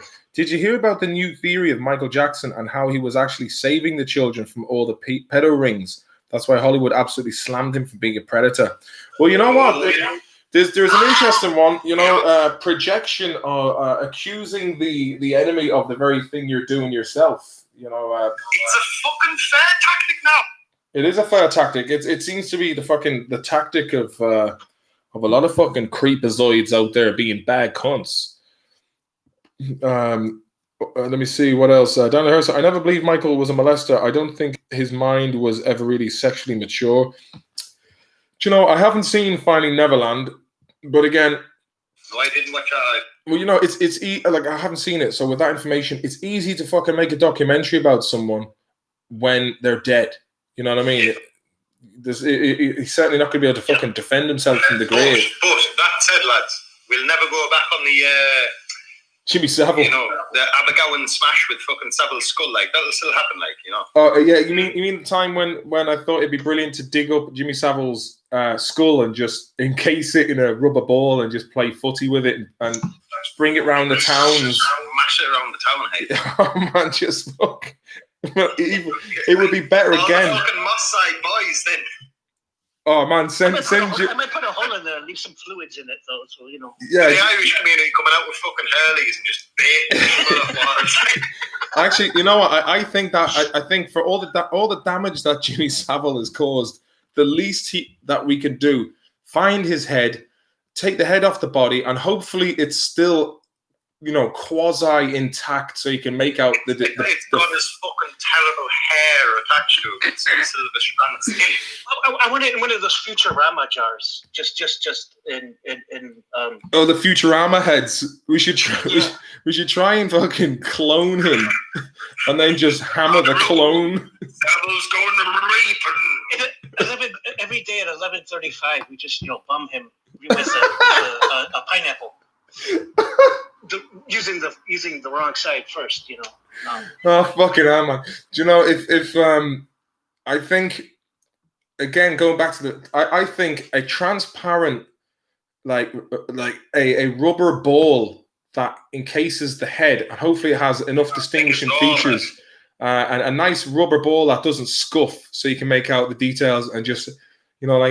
Have like the ball gets to go to a town, but you probably get someone who nicks the ball, and you know what I mean, and the crack. It'd be like the crack could go too far. Hey, why don't they get his brain and they download it into a Tamagotchi from the 90s. It would be A couple of pogs glued to it then. yeah, it would be cleared for the content. Resurrect him as a Pokemon. No, and no, because the point is he's disembodied with no physical agency. He only experiences death constantly, and then you could throw him around. Can we get some? Can we get some lads to extract his consciousness from the ether? Yeah, exactly. A bit of necromancy for the lads. A bit of necromancy, and then No. take his soul and put it in the bowl, and you can just see him in the bowl going, oh, and his lads just Fucking Caravertus and Nubibus, lads. I'm fuck out of it. just get It's fucking, H smash. you know, and she get a few lads like Ruud van Nistelrooy and fucking Dennis Bergkamp, good 90s footballers, just to sock him around. Batistuta. Keep me up, you can't. Get fucking Ravanelli and Del Piero in and Roberto Carlos. Chininho from Middlesbrough back in 96. Fucking Emerson and the boys. Emerson and Beck. Fucking Ravanelli, wasn't he on the same team as them? Yeah, he was actually. Zidane will take a bite out of it. What about the fucking soccer lads? 96, 97. Changed the fucking channel altogether. Fucking what a yeah. Hey lads, John Dwayne says. Skulls now. Hey, John Dwayne says, imagine kicking the ball over the wall to the next door neighbor's kids. Gravity couldn't stop Jimmy Ball from attacking children. Yeah, fucking Baggio. John Dwayne, man. Fair fucks. Hey, do you know what? The good thing is, fucking Gary Glitter's still alive, though. We could just. You could get him on a team with fucking Rolf Harris and a few of the boys now. Weinstein and the boys. Send them into a fucking, send them into a York now on the Miami mega jail, and you've got your man there, fucking playing against them, all the boys. Fucking Adam Sandler, the longest yard. All the boys. Fucking, we up in her playing soccer, motherfucker, with these nonsense. That would be a spot, boys, for the TV. I'd pay the TV license. John Dwayne says, Mountbatten in goals. Gather the boys in the Lexus. Adam Johnson on the team. Fucking G knows the story there, man. Your man was playing for Sunderland. He was down a cash leading the whole time, putting his fingers inside children. He gets fucked out of it. Do you know what, right? I drive past his house sometimes, boys. Whose house? And I'll tell you now, it's not his house anymore. Whose house is this? Adam Johnson, hey, G is saying in the chat. Adam Johnson, the team, your man from Sunderland, who was used to play for City as well. Well, boy, he's supposed to crack, just jumped out. Who's in now in the mix? Women and biscuits, hey. Oh, women and biscuits. Fucking hell, the whole crew are in. I've just been lurking in the shadows here. Hey, in the shadows. Women and biscuits. Hey, do you like shadows, do you? I'll be fond of the odd one now. Oh, I'm going home. Hey, fucking Rockies on you, Lebrockies. Lebrockies. What if I get Owen in for the fucking live chat? I'll tell you now an idea for the live chat. We'll do a fundraise for it, man. We'll see how many dollars we can raise for a Rocky bar that's sponsored by. If 100,000 people buy that special Rocky bar, we'll go out baiting nonsense now. Film it. What? Rocky bar, man. Rocky caramel. Ooh, not bad. I was doing preparation for his role as Dickie Rock. Hey, ATB Vid says celebrity boxing match between Gary Glitter and R. Kelly. My money's on Kelly. I reckon Kelly is there. Yeah. We wanted more. Hey, no, Kelly, I showed you the height of fair play now. When you were against Gary Glitter, I showed you the height of fair play. I know all these boys. Max Clifford went down there to Operation Yo Tree and they took him out. And I tell you what's more, I was on to fucking Maxine Maxwell job, fucking Ghislaine, and she was out talking shite about me and you the last night. And I get in there now. Martin's going to him the next day. He's putting down 50,000 kicking money with me. He's 50,000 kicking money with me. I'll tell you, me and Jimmy Bars, right? Me and Bars, we'll go up against any fucking man. I don't care. We'll go up against fucking Glitter. We'll go up against Kelly. We'll go up against fucking Harris. I just want to say it now. And this will be going out, so I'm saying it now. Just there on the camera. Michael Jackson did nothing. He did nothing. And R. Kelly's getting the beat. And the 50,000 kicking money's there from that. What kind of fusion is going on here? Is this like pedo complicity? No, I'll tell you something now. And then old Bill Clinton fucker, right? I'll fuck. This is fucking thing. I'm telling you, Clinton. There's a going out to you, Clinton, right? I seen you up there, out in fucking Miami. And I'm Mar-a-Lago. And old fucking Trump. Trump was out there in Mar-a-Lago. And he ran him. He said he was touching up someone's daughter. I told him no. Watch your fucking sons. And I tell you, that old fucking Graham Norton, you're the king of dog shite, Norton. You're out there fucking shifting boys and fucking Jedward. I'll tell you no. Sorry about that, we got a bit carried away, hey. I tell you. We didn't go far enough. We didn't go far enough. And I tell you, Simon, I'm gonna dig up Savil's fucking skull. I'm gonna case it with a big fucking rubber ball. And we kick that fucker from here to fucking Belmullet. I'm telling you, no. And we're told we're out now. We're going on a holiday. And the holiday is going to be Jamaican. Holidays are coming. Coca-Cola style. Just with your strolling. Oh man, this is the best stream I've ever done. Great crack with the boys, hey. Great crack. I'll put the old fucking John Parrott United. John. I'll tell you how no. Here. Squeak. Or Lovites, I call you. Sorry? If we can't have the crack in the pubs, boys, we can have the fucking crack together in the street. Damn fucking right we can't pay. And I tell you some fucking absolute numbers bod genius has to help me. Well, you don't have to. It's optional, like, you know what I mean? But I synesthesia, so colours and smells are numbers as well. I'm good at maths if you need a mathematician. Well, I need a man who's good with fucking computers and to walk me through the process and figure out. I need to get myself one of those fucking Windows jobs. You know, the little jobs with the windows on it. I can send you the phone. Fucking, and I tell you, Shawnee knows the crack. I need to get the computer right and then do all the bells and whistles because I bought myself an old capture card. El Gato. Keep away from yourself. The middle of your fence is very dangerous on the field. Did you see the thing I put up on Instagram? Was that video of Michael D. Higgins going, the coronavirus? Did you see it? No. That was it, wasn't it? Yeah, that's it. It's just a video of him going, the coronavirus. So that was it. But it was the way I'll get it up for you there. No, but I was watching it back over and over again on loop. And I look fucking Owen Boy Colgan's fucking flaking on me. He said, let's go later, about midnight. It's fucking 20, it's 20:15 midnight now, Colgan. I've been waiting for fucking 4 days. So I'll tell you now, Colgan. You're up on Instagram. You're up on the WhatsApp.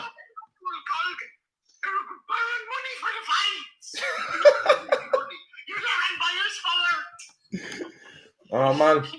Jimmy Baz, you need to come on the podcast, mate, and just have the absolute crack. It's going, man. I've loads of time now. I didn't have free time.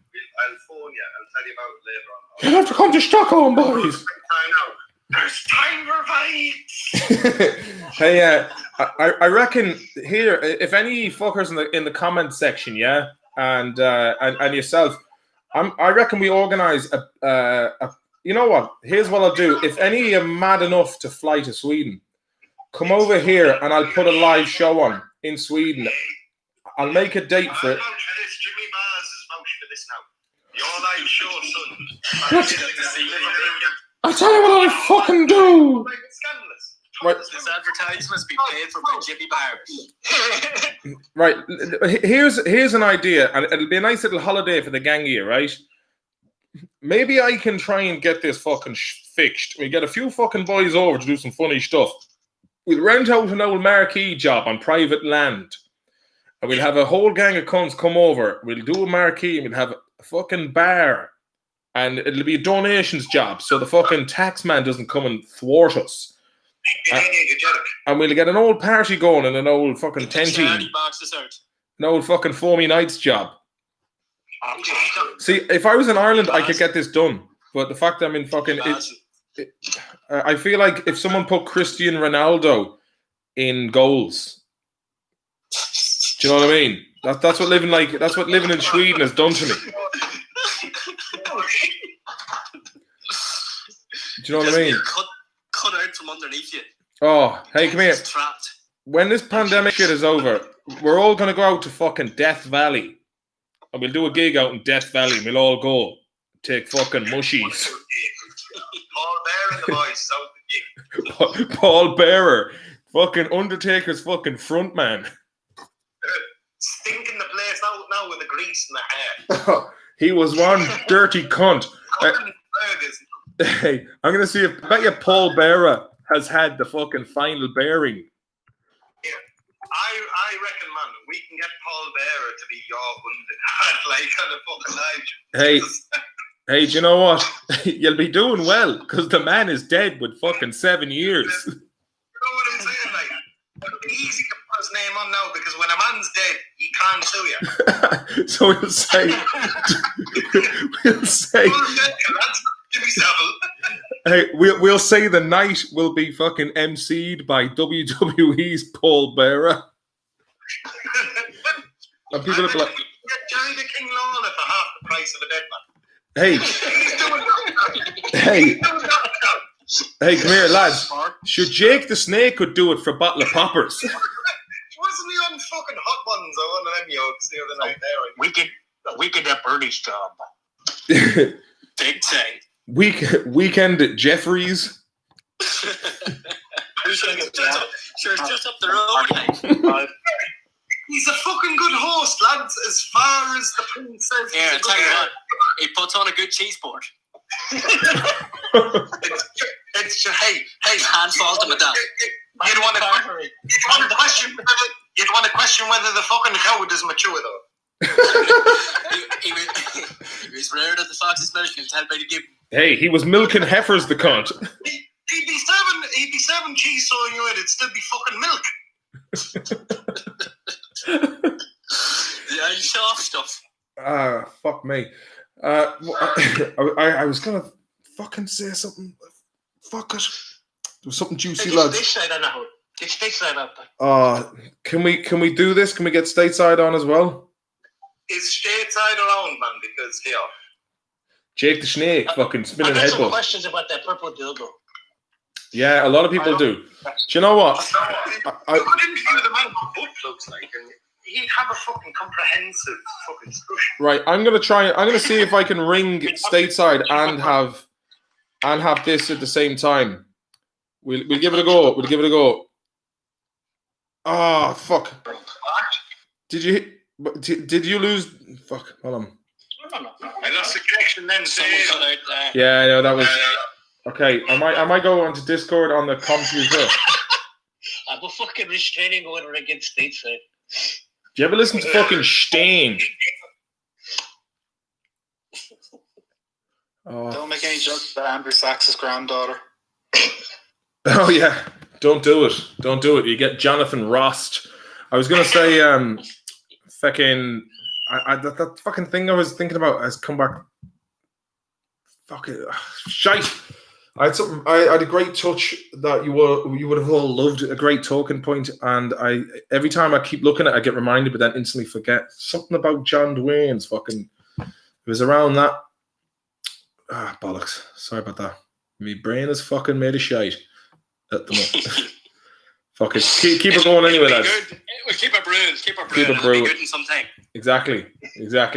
Fucking Noel the crack. Ring the boo. He wouldn't answer, man. He'd be too busy just fucking doing push-ups in the shed at midnight. There's something to be said for fucking push-ups in the shed now, lads. Some people have had nothing but that during the lockdown, so fucking count your blessings. Oh, fuck, man. What was it? It'll come back to me. It'll come back. Fuck, sorry, lads. Anyway, any crack, no? And then it'll come back to you. Martin, what are one of your 3 phone calls to Marty Morrissey? You what? What is it? Marty Morrissey, man. I mean, how was that guy even a person? Do you know what I mean? He's like a beetle in a suit. You know, like the music, like fucking, you know, you find the stag beetle. You go down the. Do you ever see the beetle? He's called Martin Morrissey. Hey, old Marty Morrissey looks like an old fucking scarab beetle. Hold on, we got a bit of an echo, lads. We got an echo. Ireland's answer to Mr. Potato, says John Dwayne. Did you see fucking Bernardo'shea and Martin Morrissey did some show where they were going around Ireland? We fucking pitched a show to RG when me and Collie, or me and Tony Cantwell, depending on who actually agreed to do it. We were going to do something similar to starting off, but then they went with Bernardo'shea and Martin Morrissey. That would have been a fucking great laugh. I think a better show would be if yourself and Collie were reffing a fight between Martin Morrissey and he's just painting the shape of Jedward up and down. An island green, like. Or you and Collie selling double glazing in Ballina. I got the height of double glazing for you now. Can't fault that. Took 25 Polish men to build that down in Grady's in Charlestown. Talk amongst yourselves there, lads. I was trying to think there. Do you know your man fucking that episode from South Park? Do you ever see crab people? He's going to go out. Yeah, that's it. That's Martin Morrissey for me, man. All over. I never even thought of it like that. Hey, lads, you know who'll get on the show? You said Beagle, it just came to me. It's like, all my years. That's what I've been hiding. It's been in there. I knew it was him. Hey, one sec. You know what I'm going to do? I'm going to ring. I think I just got a message off. Fucking French toast at all. So, oh, wait. Collie's here as well. Get them on. Fuck. Get them on. Yeah, he said, give me 10 minutes. 1 second now. 1 second. You know what I might do? I might do a fucking. Oh, how can I do this? Maybe I can leave the window open here on YouTube and do it over. If the fucking hard drive can take it, do this podcast live over Zoom while broadcasting it. Oh, there's so many fucking variables. That's next level Bill Gates. Man, the fucking. He'd be proud. Hey, he's signing you up. Owen said he's going to spark up a cruiser. Next level shite. 1 second. You speak amongst yourselves. 1 second. I'm going to ring Pete Cass. 1 sec. Hold on, lads. We'll get Pete and Cass on the case here now. Bear with me now. Joseph Sullivan, 10 beans. Thank you very much. Pete and fucking Cashty. How are you getting on, mate? What's the crack to you? Are you in the cot, are you? I'm whispering. Ruth's got friends over and they're not to bed. Oh, fuck.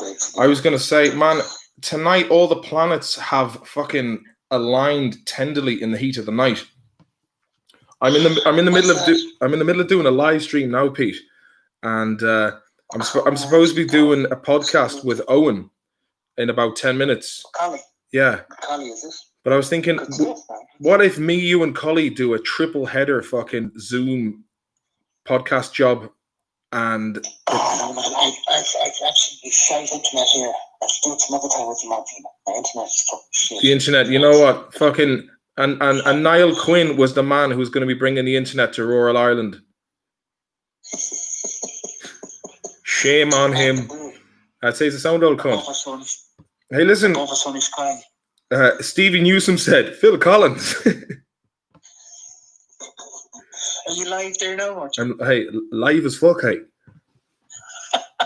Hey, Pete, if you want to join in the conversation, go to the old Maloney's Digest on YouTube and look at the crake, man, the old corn crake job. Listen, Martin, I hope you enjoy it, and I'll give you a shout tomorrow, right? Hi, Pete. Right. I love you very much. Love you very much too. All right, baby boy. Talk to you later. Okay, see you, buddy. Good luck. Good luck. Right, that was Pete. He his internet is apparently shite, and there's the woman has friends over, and they've got a little bit of a scene going on there. Who we got? We got Dr. David, fucking Jimmy Bars, Woman of Biscuits. Right, listen. If there are any fucking tech wizards out there, please, fucking someone help me get this this streaming crack going, because the lads and again for $5 fucking bells a month, right? That's halfway. It's cheap, lads. Cats talk about it. There was cats fucking talking about it. Sounds like a baby in the background. No, that's me. I go on mute. It's not me own. But for $5 clams a month, you can get into the Discord and hang out with Jimmy Bars and the boys. You know, so it's something to think about. You have to give that baby back to its owner, you know. Say nothing. Say nothing. It's not on. It's not on. Going around. Just let me keep it. Jeffrey, shush. Jeffrey, shush. Well, what's Daniel Hertz said? Now's not the time for sexy squids. Remember Jesus and the boys. Liam Mack, I know a tech wizard that sits under a tree near Sparch. Is that your man Pat on Shop Street who does be dancing to music like this? Pat the Pirate, I call him. Pat the Pirate. Pat the Popper. Pete is dating Ladybird. I heard he bummed her 8 times in 1 year. It was class. It was a class job, hey. Let me see. What have we missed? I thought Seamus had packed in the Gimpin. Yeah, so I there's a thing called StreamYard you can do, and I haven't really looked into that, but I think that might be an easier touch. Someone was saying you can do what's it called? Fucking Streamlabs OBS, which is this thing where that's what Tardoff has been using, and you put in fucking Landormer knows all the crack with that jazz, but I just don't think this computer's got the juice for it. Lick Out Beast says, tell Jimmy Bars Max Darwin 2.0 is after him. Lick Out Beast. Well, no, that's fucking Hey March. Do you remember? We were out with the boys, and they know Jimmy Tip. You remember Nizzing? No, Jimmy Tip was out. That's him, man. Lads, why would you even need to go to the pub when the crack is this fucking good? Joseph Sullivan, I want to thank you again for that 10 beans super chat. It's very kind of you, my friend. I hope you're enjoying the show. The lads are doing a brilliant job of the chatting. Am I right, lads? That's fucking... Never seen it like... Wouldn't know it, yeah. It's almost like it was a Hardy back all my life. Joseph Sullivan says, you know how many times Tordoff's stream gets turned off per day? Don't know what that means, but I like it. Virtual pub, boys. It is a virtual pub. I enjoy it. Well, it is. John Dwayne says it's a beautiful sound. Again, the old the piston head flat tire here. Apparently, you're not allowed to advertise alcohol or drink on YouTube. Here, YouTube, man. You've done enough damage, you cunts. We call it Wallace Talk. What did it call? We didn't get that. It's an IPA, Martin. Describe the. Let me just in a kind of a Dublin voice. I'd be like, okay, let me have a little sip of this pot, boys, and see how it goes. That's my voice, Martin. That's not funny.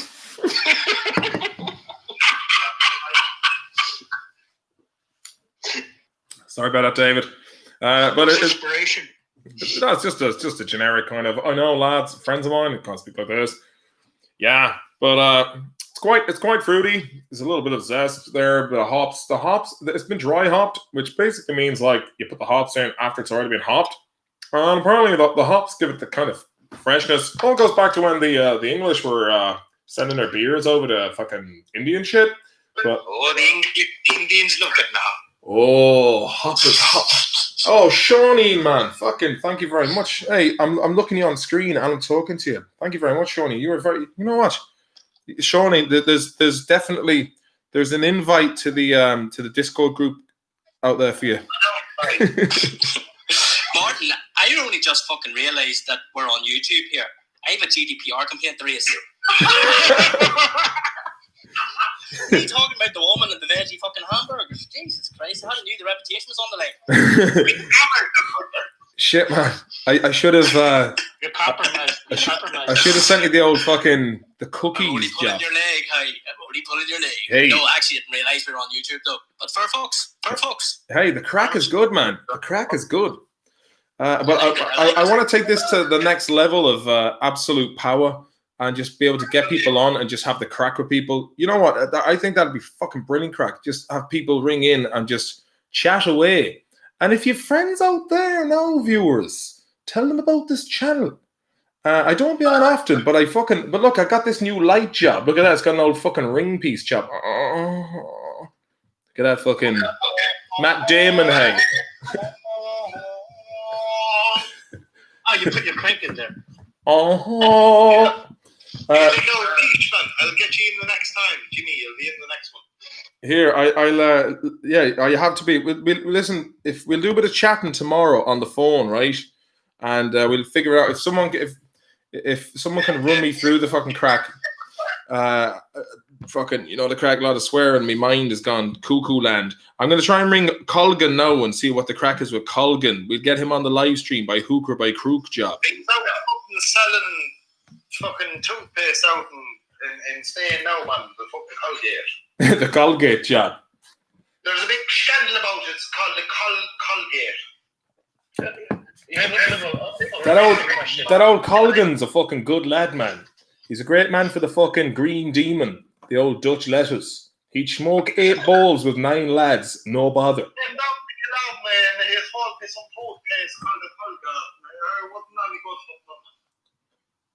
Yeah, he's going to spark up a cruiser. Shall I ring him now, lads, and see what the crack is? Get him involved, the fuck. Exactly. Hey, that's the fucking job. I'll ring him now, 1 second. We'll ring old fucking Colgan. See what he says. Hulk Colgan.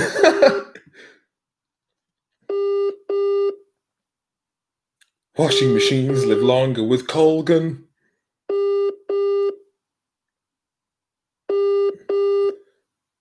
Some man. Some fucking man.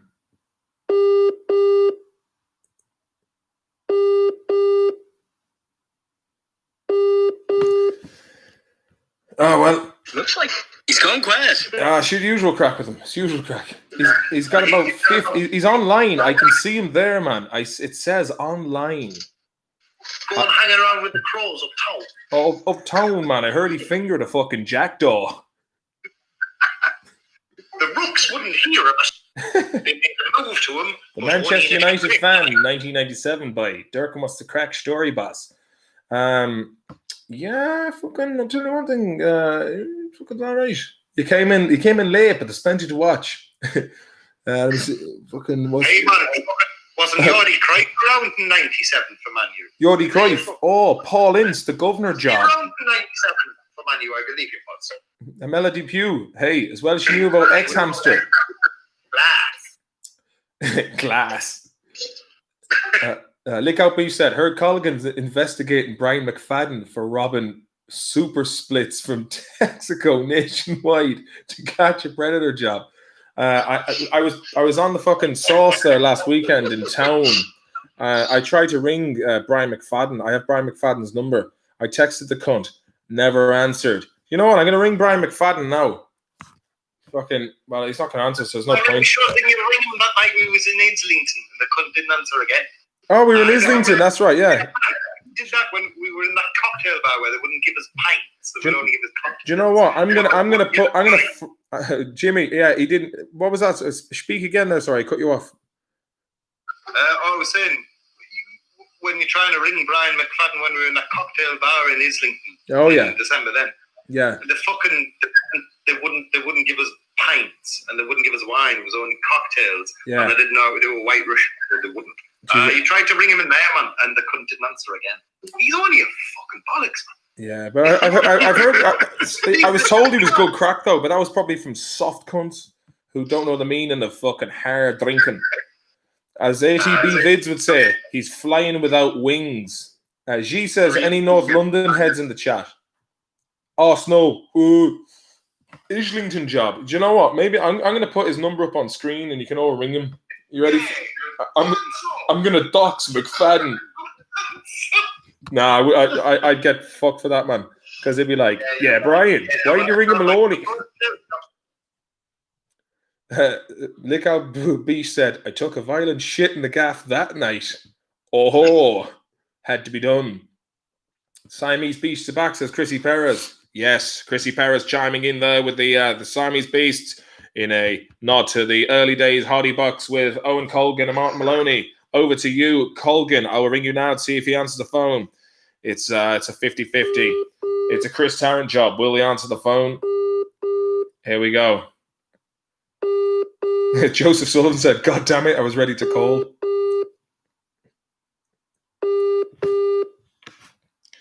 No answer there. I'll have to...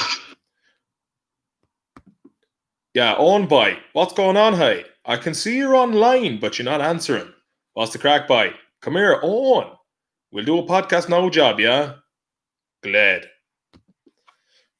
Are you sending him a fucking voice note there? Oh, I did, yeah, I did. I can see him. He's on fucking line, man. I'm looking at him online. He's probably watching the video now going, I'm not... He's on the Pornhub.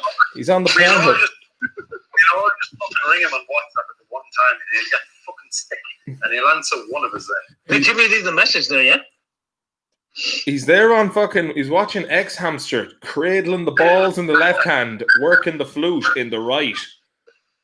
Call Cowboy. Now, that's a cunt who'd answer. The flute. That's xhamster.ie. The best one. Oh, Chrissy Perez, test me. We'll ring Chrissy Perez. I give Perez the buzz. Yeah, Perez. Himself in the chat there with the number, is it? Yeah, we'll give Perez. Yeah, that's him. We'll ring him now. Did you hear that? No.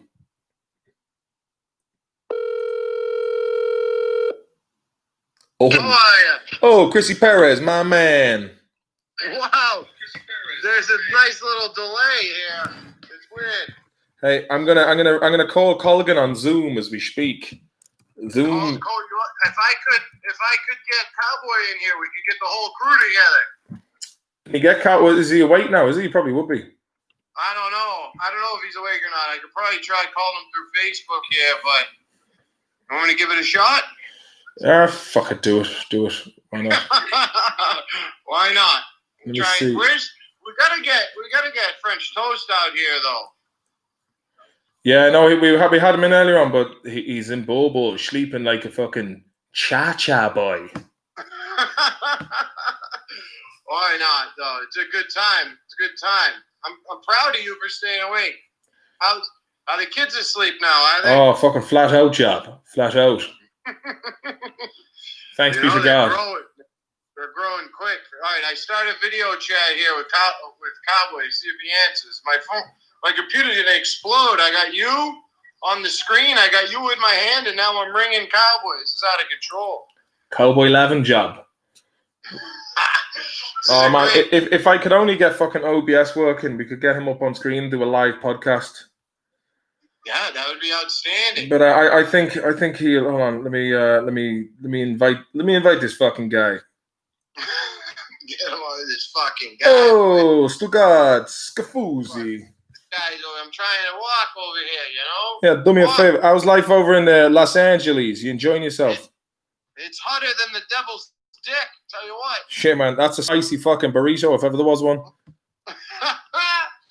That's right. We just got some pizza over here. Eli, the Swede, got his vegan pizza, and I got all the meats in the world. He's eating a 4-meat beast pizza. He is. I started the treatment too, by the way. Cowboy said, forget about it. Ain't happening. Well, look, come here. I'm going to have to let you go because I'm going to get Colgan in because it's going to get too confusing. But listen, Chrissy Perez, I'll be talking to you the next couple of days, lad.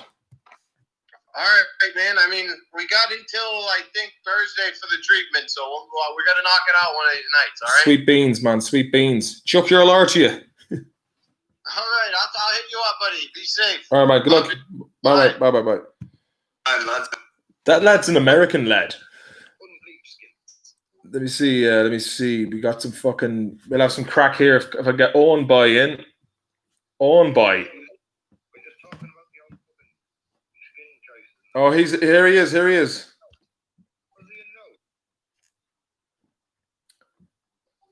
Owen Boy.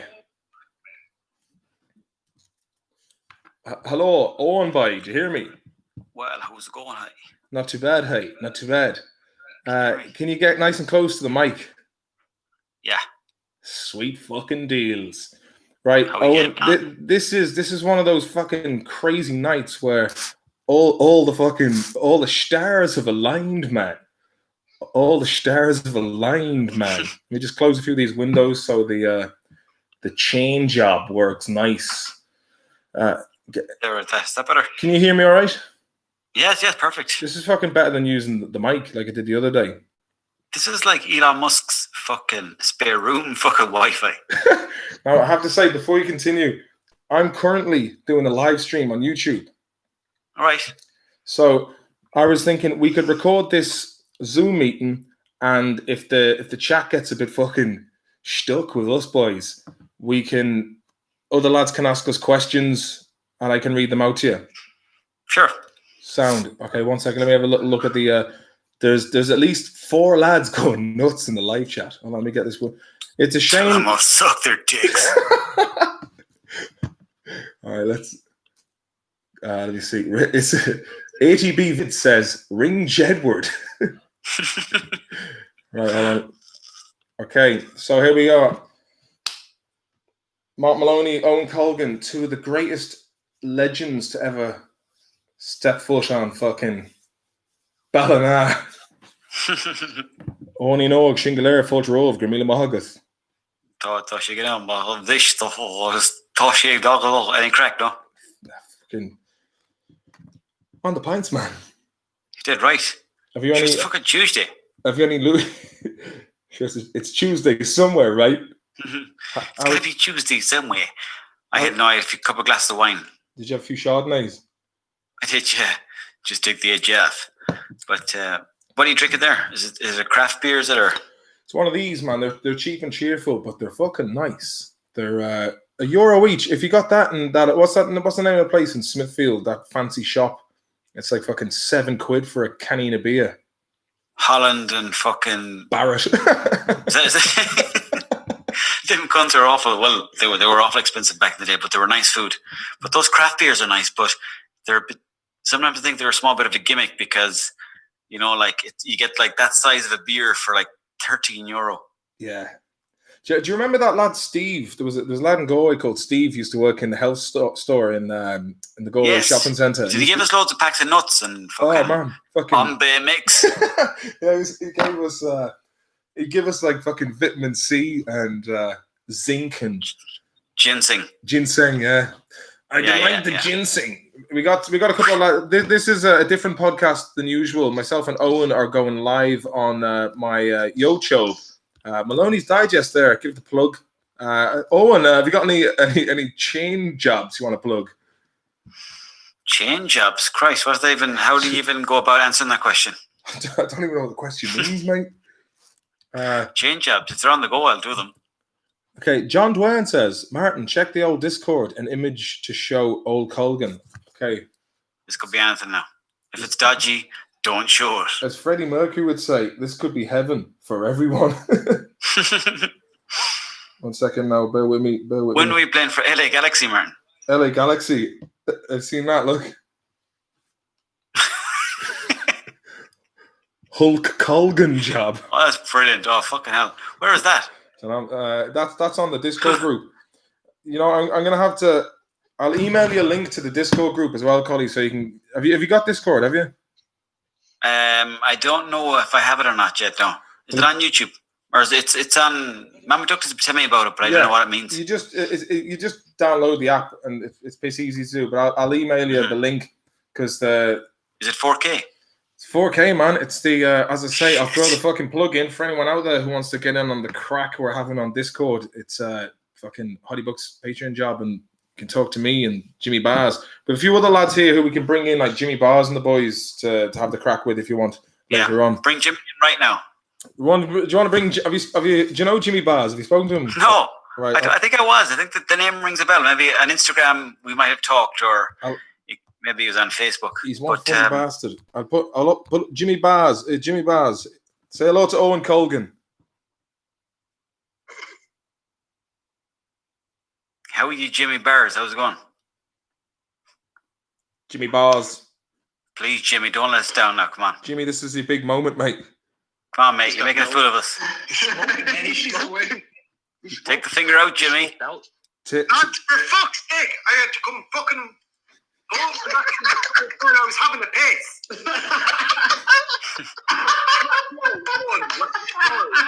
Who's the dude dodgeballs with you? You can hear them fucking laughing away. We got fucking Women and Biscuits. We got Shawneen from Chicago. We got Jimmy Bars. That sounds like the best piss up since fucking Mitzi Turbo Cup. Oh, what'd you say, Collie? That sounds like the best piss up since Mitzi Turbo Cup. It's fucking good crack, man. To be honest. Well, so are they all like in a video together somewhere? Yeah, you got this thing called Discord, which. But how come you can hear them all talk on the same time there? Because I have a voice channel in there, and it's open to lads on the Discord app. Jesus, lads, I didn't even flush the fucking toilet. Where are them boys? Where are they living? We got one lad is living in Miami, another one in Chicago. We got Jimmy Bars in Hartlepool, and myself over in fucking Stockholm. And you don't Belmont, man. Hey, there's an awful combination of boys just chatting back and forth, and it's all thanks to the fucking Wi-Fi crew. Collie, this current live stream is at 2 hours and 2 minutes.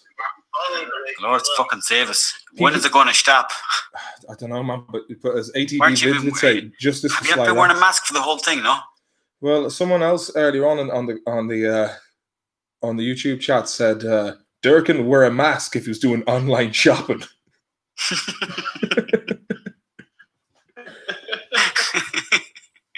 But okay, anyone got any questions for Owen while we're going live? So and also, Martin, by the way, can I just say I'm going live here as well? Are you? Yeah. Sound man. So I'm recording you going live. So if you say anything wrong, you're fucked. The circle's complete. Are you really going live here? Yeah. Fucking brilliant, man. It's a new app created by fucking Jeff Bezos. Ben Dunn. Ben you get 50% off. 50% off Dunn's shopping if you can record every move. Oh fuck! Saint Michael job. Fucking hell! Do you like the way, like in oh wait, yeah, Saint Bernard? Do you like the way in England you had Marks and Spencers, which was they had a range of clothing called Saint Michael back in the 80s. Yes, yeah. And then obviously Dunn stores called themselves Saint Bernard after the dog from Beethoven. I don't know what happened with him, but he's making a few pounds anyways between the shop and the gym. He's got the gyms on the go, 24-hour gyms. Isn't there like a brand of cans that used to sell in the shop somewhere called St. Bernard's? I forget which, it was a Tesco or something. Cheap cans that taste like metal, but they were called St. Bernard's. Christ. Absolutely vile, apparently. They taste like what aisle were they in? What aisle were they in, Aston? I don't probably the very bottom of the fucking thing. You know, Euro cans. You know, great for drinking in a dish, but not good for your fucking stomach. No. Would you be a fan of the Galahad cans or the bottle? Galahad, fucking sound. Oh. Galahad the shits all night. Pretty much. Hey, tell me this. John Kennedy wants to know, Owen, do you still have the Bumblebee Celtic top? The Bumblebee one. What one is that one again? It was the black and fluorescent yellow one. I think that could be gone missing in Galway. It just ended up being left on a stage. Do you remember that night we were in the academy back in, I think it was 2011? The Trailer Park Boys were there. Some fucker robbed my hoodie and your coat. No, I don't remember that. I don't know. My memory's fairly gone now, to be honest. But it sounds familiar. Yeah, Pete fell off the stage and done his leg in, and then there just so happened to be a crutch back in Gavigan's gaff. He was just hobbling around on the crutch the next day. Just the one crutch, was it? Just the one crutch is right. Was it a left-hand jab or a right-hand jab? Oh, a chuck your lord job. Oh, Christ. But I'll put those lads on the fucking. I put them on low volume. Myself, who talk some hard talk. Tell me this, Owen. What I know you're gutted, like, but fucking Ellen. She created a toxic environment that wasn't fair to the likes of Dakota Jackson or the crew around her. And I think that Ellen, a lady who's, you know, she likes fingering other ladies. You know, but she did well with she did well with fucking Punches de Rosa. Yeah, I've always said that. Yeah.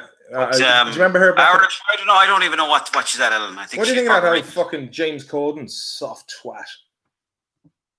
What do I think of him? Yeah, he's brilliant.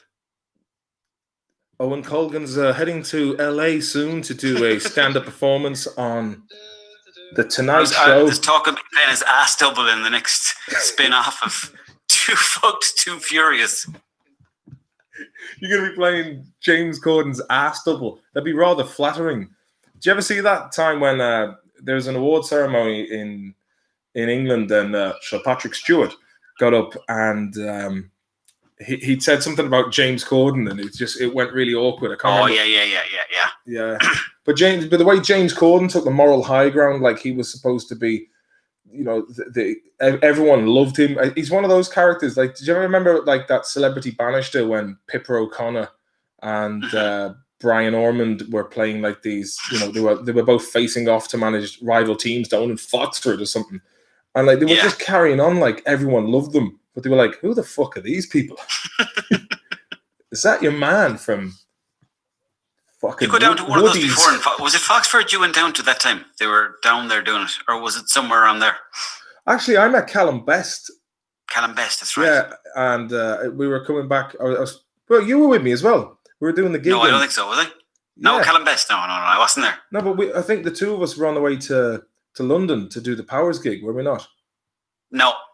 I'd remember if I met him, because Callum Best is he's a character, but I didn't meet him. I was jealous when you did meet him. You know what? Me and Tordoff did this gig. It was the opening of this nightclub down in Ennis back in 2010, and there was just Callum Best and his mate. His mate was sound, and I've never seen like a steady flow, a queue of women queuing up to meet Callum Best, and then there was just me and Tordoff. This was before it went on to RTE, so we were just like internet famous people. And so then, what were you looking for? Like, what were you up to that night? We went down to the opening of this nightclub. I think it was like Club Red or something in Ennis. It was great crap. Ah, yeah. It's a good nightclub to open that one. Is it still going, is it? No, it's closed down ever since that night. It was one night open, but fuck me, it was a great night. And it closed the following day. Yeah, and you know what happened? For some reason, Chris had all of the fucking rushes from Hardy Books on the hard drive that night and ended up forgetting them in the fucking hotel. So everything we'd filmed for Series 1, we got them back, thank God. Christ. Yeah, it wasn't long before we went to Ibiza. Did you enjoy the crack in Ibiza when we were there? Yes, I did. But you know what? I was actually listening to some dance Ibiza remix tunes today when I was running down the bypass, and it kind of gave me flashbacks of Ibiza. I had to turn it off. Do you remember that lad from I nearly Manchester? fell into the ditch. Do you remember the lad from Manchester, Collie? He was like, "What? Look, I tell you, I'm fucking those green cupids are shit, man. Get on the fucking blue diamonds. Look at me fucking eyes, man. Look at my eyes." I was like, "Wow, you've got a great pair of eyes, mate." Remember your man? He was beside us. He was getting food, and he was like waiting for he's like, I'm waiting half an hour for my fucking chips. And the chips came down into the table, and he started pouring salt onto the chips, but the lid was loose. So he poured all the salt all over the chips. He goes, "Fucking your salt's broke," and he started raging. He started throwing the chips around the place. And I think we spent the next 2 days with them. Remember that guy? You've heard of Mellotam. Well, this is Spliff Time. Oh, we'll have to tell that story, man.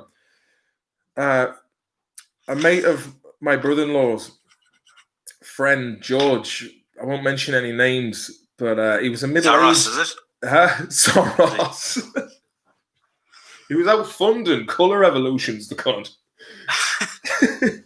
But, so we were on this boat, and this guy, George from Liverpool, he was like, he was driving us around on this speedboat, and he goes, "Oh, I've got a skipper's license," and he wasn't afraid to use it.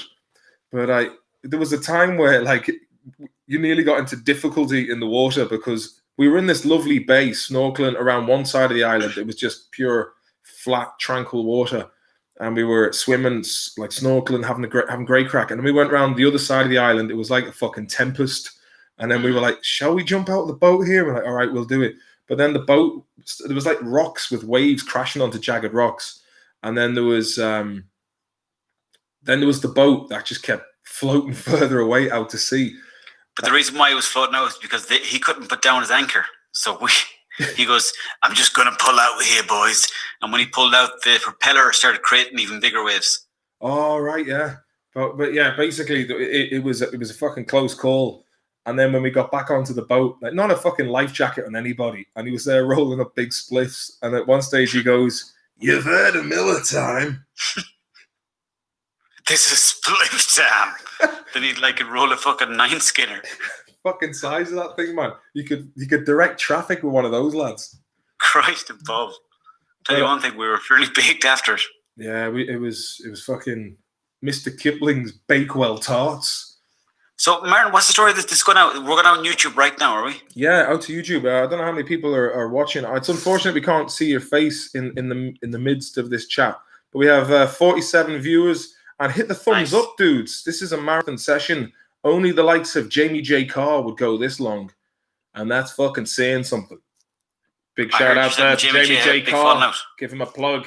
Check out his YouTube channel. He's a sound man. You've worked with Jamie J. Carr in the past. You've done videos with him, haven't you? He said you can't be trusted. Hey, he's not fucking wrong. So, what's the crack in Sweden?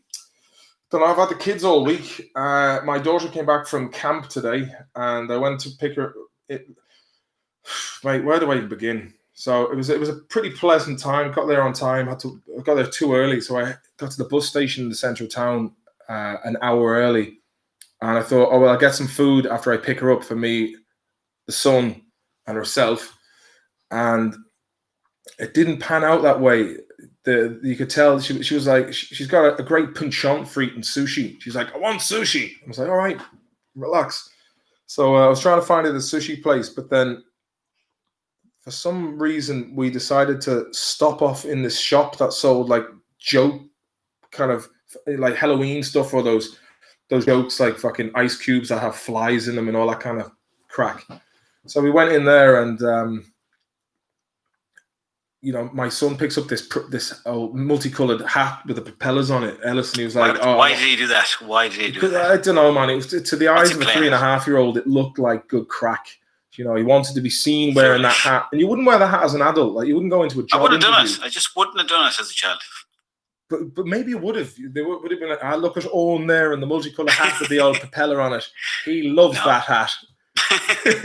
He sleeps in it and everything.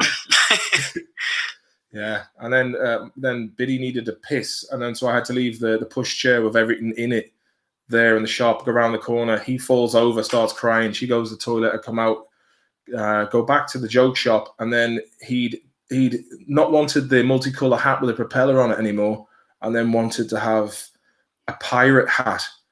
And so there was this like really cheapy Chinese. Let me read you this, Owen. Right, I've got. So this was like the set of this. The earring is broken already. The sword is broken, but it says this. It says so it's got the vibe. Look at this lad here. There's a kid there with a superimposed bandana. I think it's just a picture of a kid that they've just photoshopped the sword and stuff on. But I think it would have cost too much to actually do a shoot with a kid and a sword. So they probably just told the parents, listen, we're going to Photoshop in a picture of a sword after. We'll throw you lads an extra 200 quid. Will the child do it or not? But you can see, look at the eye patch has been superimposed on the child's face. Yes, yeah. Can I read you the title of the product? You can, yeah. Thank you very much, Owen. I appreciate your time, mate. So it says, instead of Pirates of the Caribbean, it's called Pirates of the Legends, right? And underneath Pirates, it says breathtaking experience. Right. And under Legends says funny story. Is it like a copy of something else, is it? Yeah. Pirates of the Caribbean. So this is where under where the eye patch was, which I only figured out was an eye patch when I fucking took the thing out and seen there was a string underneath it. And underneath where that, it says convulsion enter. Funny special style. Good luck. Read it there for yourself. Beautiful. Convulsion enter. Yeah. Convulsion enter. Funny special style. Good luck. Speaking of which, have you seen? Did you see Eric Andre's stand up on Netflix? No, any good is it? Very funny. Yeah, what do you think it's about really him? daft, but it's funny. Would you be a fan of him taking over the Ellen Show and leaving it as the Ellen Show? Yes, definitely. Yeah, 100%. Who do you reckon's going to get that job now? Ryan Tubridy. Ryan Tubridy's fucking. Actually, you know what? I'd say. They say James Corden would get that, but I could see fucking Graham Norton getting it, but he probably wouldn't do it because he's not allowed to go on the piss while live. Might be able to twist a few arms over there. Or he could just drink white wine and pretend it's water. They should give Jim Core his own Chacha. This is the Jim Core podcast. Yeah, man. Yeah, I would listen to that. Definitely, yeah. I'd love to hear a podcast with Jim Core bringing on guests and people who disagree with them, and just to hear the chat, man. That'd be fucking great. Yeah, see what he's gonna say for himself, and then randomly just break into it. Bring on the band and they just do a full song. What if the sisters came in and just randomly be and leave you breathless. Coming up after the break, the new COVID-19. Oh man, it's good fucking crack to have you on. And what were you at for the day? After the day, not a whole lot really. Just hanging around the gaff, playing a bit of computers, looking at a bit of shite on the internet. I was watching a documentary called Broke. Have you seen that one? No. It's like about a load of American American basketballers who go broke after they finish their career in NBA. But some of them are getting $40 million a year contracts, and I think usually averagely it takes 6 years before they go broke. 6 years. I don't really, they lose all of their money. But I don't really know the exact percentages. I'm just putting it out of my arse. But it's around 60% of players go broke after 5 or 6 years playing or retiring. Sorry. Chrissy Perez says Anthony Walker, one of them maybe. Yeah, you know what? It's you'd think maybe in the middle of it, right? You'd kind of think, okay, maybe it's time to get some financial advice. Yeah. I suppose you're not really thinking about that when you're slam dunking and people are going. That's the thing about America. You see, America is a place where you love. If you're over in America, it's nice, probably nice to have a nice car, and it seems very competitive over there, for better or for worse. So when you're over there, you probably want a Lamborghini. Like if you were the best player in the NBA, and it's like, it's Maloney for 3. And he just kept scoring loads of crazy slam dunks. And they're like, who is this Irish guy that keeps scoring slam dunks? You probably would get like a fucking Dodge Viper or man. But for that kind of money, a Dodge, I think a Dodge Viper. If we can get Shawneen in there to tell us how much a Dodge Viper costs, I could have just looked get at a Honda Civic. Get a Honda Civic. Yeah, a Dodge, man. I was actually, funny enough, my son has a little Dodge Viper Matchbox car, and I was like, do you want to see what this car looks like in real life? And he was like, wow, nice. I was like, yes, sure is. One day I'd fucking buy one. Probably about 30 years when you just pick them up for like $2,000. Mm-hmm. It's fucked. If you could drive a car, Owen, what would the car be? Any car? I think the Toyota of Avensis is always a fairly handy car. You get from A to B, no problem. But if I wasn't paying petrol, I'd go for a Mustang. A Mustang? The Mustang in Grand. I think it's in.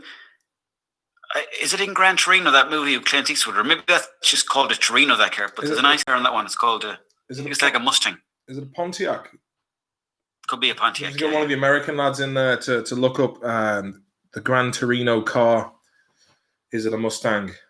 I don't know. Maybe it is. I fuck knows, man. Fuck knows. Any juicy tales recently, Muchin, on your travels over there? John Dwayne said Rolf Harris as a sub for Child United. Oi, oi, oi. Yeah, let me see. Not really. It's other than the fact that I was just fucking knocking about town today. I went in for a fast pint with the kids into the old dub. I met my mate Paddy Patton from Ackle. He was like, fucking nice. Marty boy, what are you at? And I was like, I won't be out this weekend. But in fairness, this has actually been more crack. The live stream was brilliant crack, and now you, just to really boost up the fucking Chacha. But yeah, it's good. Tell me this: what's the story with the pubs over there, Owen? What's happening? Are they closed now again, or what's the? Well, they were meant to be open. They were meant to be like. There was a decision made yesterday not to open them up, but they're meant to be open on the 10th. But it's not going to happen now unless, of course, you're going to get food, which has to be to the value of €9. The coronavirus. Did you see that thing I put up with Michael D. Higgins, where it's just like a 1 second clip of him going, because of the coronavirus? No, I didn't. Was that on YouTube or where? Instagram. I was just saying to you earlier on during the week, Martin, I was trying to give up the phone for a while because it's an addictive beast being on the phone all the time. So it's like crack. I just looked at my screen time today, man. It was like 9 hours. Fucking hell. Was that like YouTube or what was it? Just YouTube, Twitter, porn. Yeah, X-Hamster, fucking Lobster Tube. No, I gave that up a long time ago, man. I've actually successfully managed to give up pulling the fucking plank after all this time. How's that going for you? Sound. I've got the libido of a 70-year-old man now. Say again? I've got the libido of a 70-year-old man. Any tips? Just stay away from yourself. Let me get a notepad. Dear notepad, please let me stop wanking. Funny, like so many of the jokes we used to do in stand-up, with so many of them are about wanking. Oh, stop! Fucking flittered with them. But like it's an important thing to us, So why not talk about it? Exactly. It was what defined us as human beings. Exactly. Watching other human beings on LCD monitors getting absolutely fucking ground and pound. Oh, remember the one Tattoo? Tell us about Tattoo. Tattoo was a German movie that myself and I think was it French Toast? Or was it me and you that got it? No, I think it was Tommy Boo, and who the other lads lived in Renmore and Galway at that time? Oh, who was Barry? Was it Barry Kelly and another lad? And I forget the last name, but he was Roundy. something like Billy or something like that. But there was a porno in the house. It was called Tattoo, but it was like a German gangbang, and they're all like in their 40s. Now, none of them were in great shape, but they were just barely hanging in there. They were barely hanging in there. They were like, when Shearer should have retired. But Shearer at the one end time- of his Newcastle career.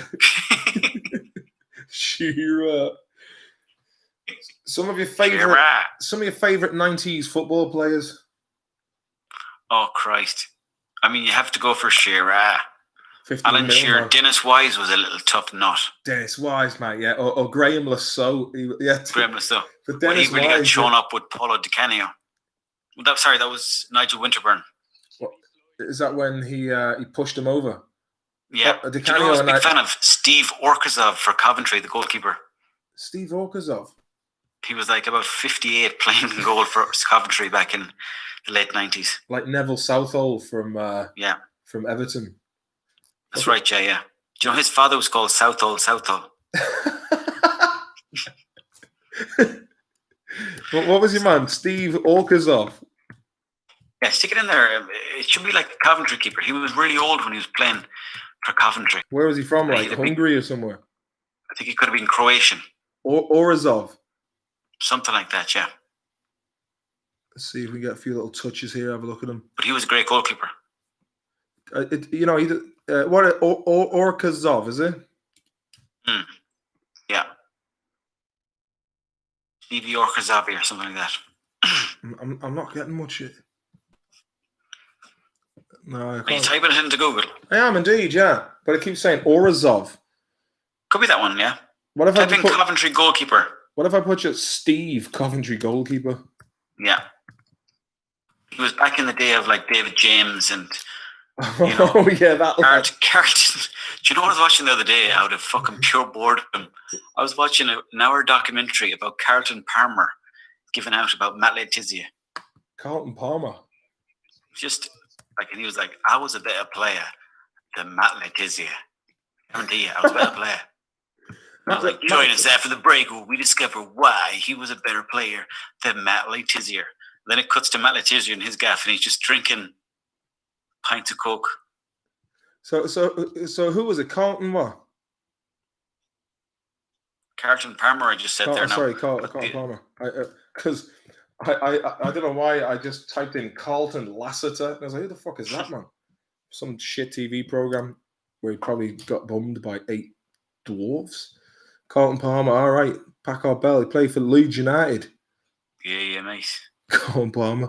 It's funny when you see those, those like Sky Sports documentaries where they just have like, this was the Man United Youth Academy. Ryan Giggs, David Beckham, Paul Scholes, Gary and Philip Neville. And it's like one lad who got his leg broken. He's like, well, I went to training there, like, and, I broke my leg then, and now I'm working down a DIY depot. It's what could have been in it, and unfortunately, that was just like the break I had. A little bit like, your man David Icke, who talks about reptiles and lizards and all that. Like he was playing for Coventry, a goalkeeper as well, wasn't he? And he broke his leg. So I was a bit like that, except they didn't go down the old rabbit hole talking about like the royal family being a bunch of geckos and shit. Did you watch David Icke and Brian Rose recently? Yeah, I thought your man Brian Rose was really fucking hugging. It was like Rose Icke 3, and yeah. It was a bit. Oh, he's definitely doing it for the money, that lad. Who? Like, I'm sure he's got a good message. Yeah, man. I mean, sure. Like he's fucking driving around in a Lamborghini wearing class suits. Do you know what I mean? And, what's the story with him always starting the video down from his torso? Looks like someone's giving him a suck job. Is he? Oh yeah, it's like he's just walking around the street and goes, "Yeah, you can tell since I did this last interview with Rose Icke 2, people on the streets are talking." It was. Apparently like a football player it was a boxer or football player in England who was talking about it as well. We've lost Owen. His internet's gone down. That's Owen gone. Are you there? Are you? He's gone by. Oh, he's still here. He's still here.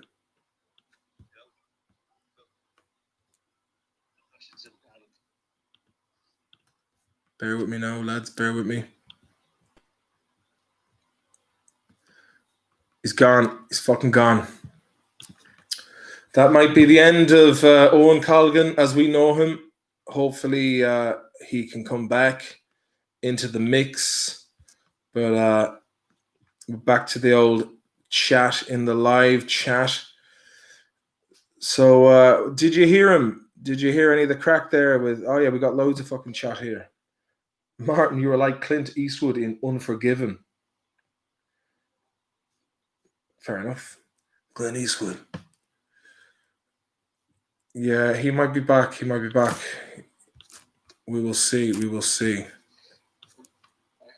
Well, he's a busy man. He's going to be the next host for the Ellen show. So fingers crossed with that. Sorry, I put you back on speaker, lad. Sorry. He's gone, boys. He's gone, but he's not forgotten.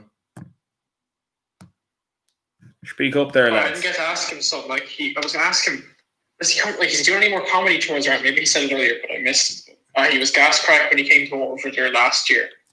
His little stand-up thing. Oh yeah, no, he'll be doing another tour. He'll here we go. The Ford Torino is an automobile that was produced by Ford for North American market between 68 and 76. It was a competitor in the intermediate market segment. I suppose intermediate market segment would be the likes of the Camaro and the Firebird and all those kind of jobs around the towns there in the States. Yeah, but sorry, David. Yeah, the crack with Owen. He will be doing another stand-up, I guess, when all this shit fucking stops. But that's about it, really, I suppose.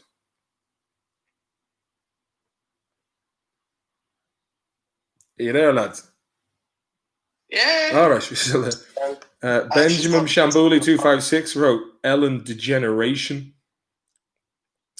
A Chevy Nova man yourself. Let's see what the old Chevy Nova looks like from 74. Chevy Nova 74. Ooh. Nice heavy car. Daniel Herzl has one of them. Doesn't sell very well in Latin America because it translates to no go. Yeah. Yeah, Nova means it doesn't go in Spanish. So that's why they change the names and stuff. Chevy No Go. Kind of a bad marketing job there. Yeah. Do you know Cormac Norton? I can't say I do. The city was named after the city Turin. Yeah. So what does turismo mean? It's like tourism in Italian. Touring. Yeah. Oh, touring. Grand yeah. Touring. Yeah. Grand touring. Okay. Yeah. He's better off. Ellen is a hard gig at the moment. Emma, good to have you in the mix. Yeah. So that was Owen. I think he's done for the night. We got him in the mix. Is he coming back? No, he won't be back. But I have the bones of a podcast with him. I'll just write this. Let me just resume recording. I'll just say this. Well, it looks like Owen had technical difficulties with his Wi-Fi dongle yet again. That will resume this evening's, or whatever the fuck you want to call it, this podcast. But we'll get him back in. That was good crack. And in the meantime, if you want to catch up with me doing live appearances on the old internet web pages, check me out at Maloney's Digest on YouTube. You can get me on Instagram, Maloney101. And if you want to see me just pissing about on Twitter, at Eddie Durkin. But thanks very much for sticking around. You can join our Discord group as well for as little as €5 a month. You can talk to these lads. Lads, are you there? Are you? Yep. Is the Discord any good? Is it worth it? Tell me this. Is it true? Oh yeah. There you go. Oh yeah. So Sean says that. Well, good luck and good bless wherever you are, and I chat to you soon. Good night or good day. Right, that's that done. Finish the podcast. I'll just put them together and do a little touching on that. The audio levels are probably going to be fucking vastly different because the last time I did it with a microphone. But how is the audience on this? I mean, is it grand? Can you hear it? I mean, you seem to be hearing me all right, like on this. Sean Thornton, you're very welcome, mate. Because that's the thing. Like sometimes I'm like that interview I did with Peter Ganley. I spent like 5 days trying to figure out like audio levels and compression and EQ. And then I just did the last bit of it with the headphones unplugged. And I was like, yeah, that sounds all right to me. But then when I listened back, I was like, God, it sounds fucking terrible. Send the file. Christine, I will do. You know, you need a green screen, lad. Yeah, I do. Look, all that stuff will get done when, you know, I have a place downstairs that I could turn into a studio, but it's fucking internet, then it'd be an issue. Good night, Christine. But listen, all you guys have been absolute legends. The boys on the old Discord group, fair play to you. You're a lovely bunch of coconuts. Everyone in the live chat, it's been some good crack. Graham Russell's back in. Graham Russell, can we somehow send you a Discord link? Can we do that? Can you do that, Graham? It would be great to get Graham Russell on the chat talking to the boys. Isn't that right, boys? Yeah, man. Get some more voices on here. Get some other shit talking. Is it just yourself on there at the moment, is it? You know, Oh, yeah, it's just the two of us. Oh, sorry. I thought there was a few of us in the mix. So, yeah, I guess it's time for me to hit the old wooden hill. Thank you very much to Shawnee, Jimmy Baz, Women in the Biscuits, Dr. Davey for the crack. Melody Pugh, love the wafflings. Thanks very much, love. It's good crack. Hopefully, when all this, I mean, this is like the fucking slogan of the year. When all this is finished, I'll be doing a gig over. Thank you to all the guys who super chatted me. It's very kind of you all, including yourself, Shawnee. You're a good skin. All the best. Have a lovely weekend, everybody. And I'll try and get another live stream going next week. But this has been great crack. Thanks very much. And the good thing is I can put this up because Stateside didn't say stuff that was a bit too spicy. As we all know, that man is a spicy dude. I was tempted there, Sean. Should I ring Stateside? And I was like, best not piss on the bonfire. Yeah. How do you mean, Martin? Right, and if you have any ideas for upcoming subjects, Rob, Chaa from Canada, my man. If you have any ideas for future episodes coming up, drop me comments in the comment section. Tell your friends if they'd be interested in watching this. Like and subscribe, hit the thumbs up, all that cliched fucking YouTube waffle. But it has been an absolute pleasure. This has been better than most pubs. Would you agree there, Shawnee? If you can't get to a pub, this is the nice place thing you do. That's the job. Johnny Kennedy knows the crack well. And Shawnee. Right, everybody, good night and good bless. And we'll talk to you soon. Thanks very much for sticking it out. You've been great crack. You're all right, you lot. You're all right. Jack Russell's snapping at the heels of a Rottweiler.